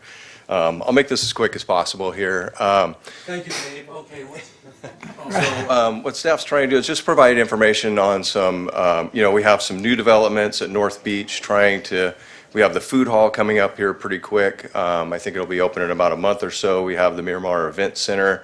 And so we're going to have a lot more pedestrian traffic in that area. And so how do the pedestrians use that area? How are we going to keep them as safe as possible? This slide here shows the Miramar project entrances, which are mostly along El Camino Real. And then some of the traffic control measures out there, we have existing pedestrian warning signs that are shown in yellow. Most of the patrons will be using the North Beach parking lot down on the lower left-hand side, and they'll be, coming past the beach club to get to these event centers, and I'll show some of the potential improvements coming up. But one thing to note is kind of on the northern end near the food hall, there's an existing crosswalk on El Camino Real and Pico, and one of the primary entrances to the food hall is just adjacent to that crosswalk.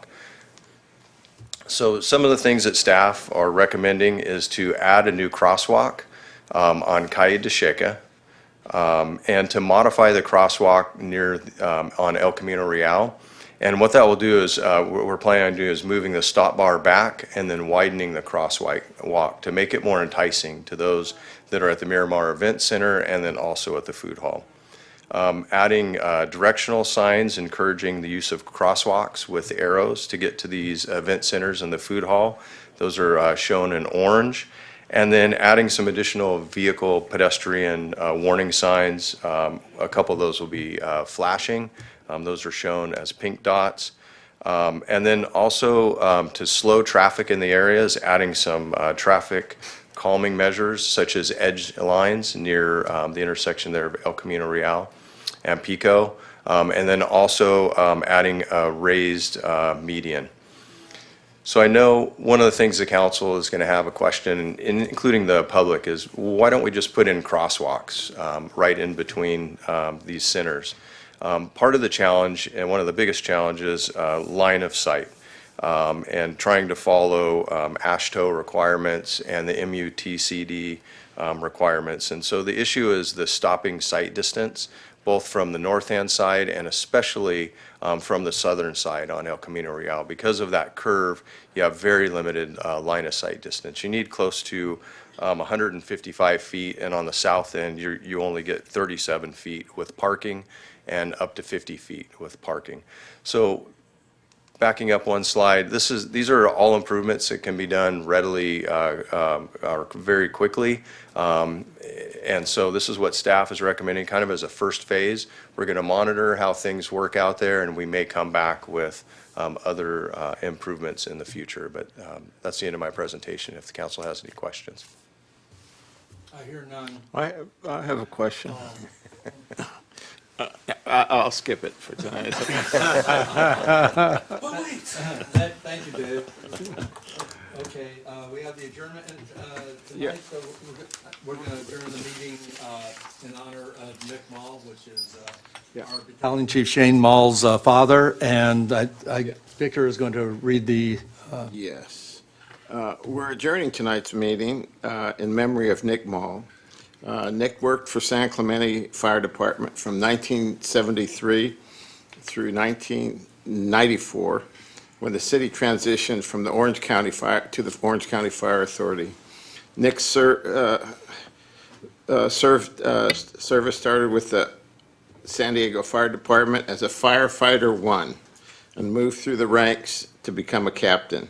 Nick's San Clemente Fire Department application from 1973 listed his hobbies as sailing, handball, art, reading, writing, and chess. He continued with those hobbies throughout his retirement, we understand. Tonight, we honor Nick's memory and send our deepest condolences to his wife, Laura, his son, Shane, and his daughter, Lindsay, and his many grandchildren. So in honor of him tonight, we adjourn, and we thank him for his years of service with the San Clemente Fire Department. And the apple doesn't fall far from the tree, because Shane, as we know, is just a great human being, a great leader, a great public servant, and we're so lucky to have him.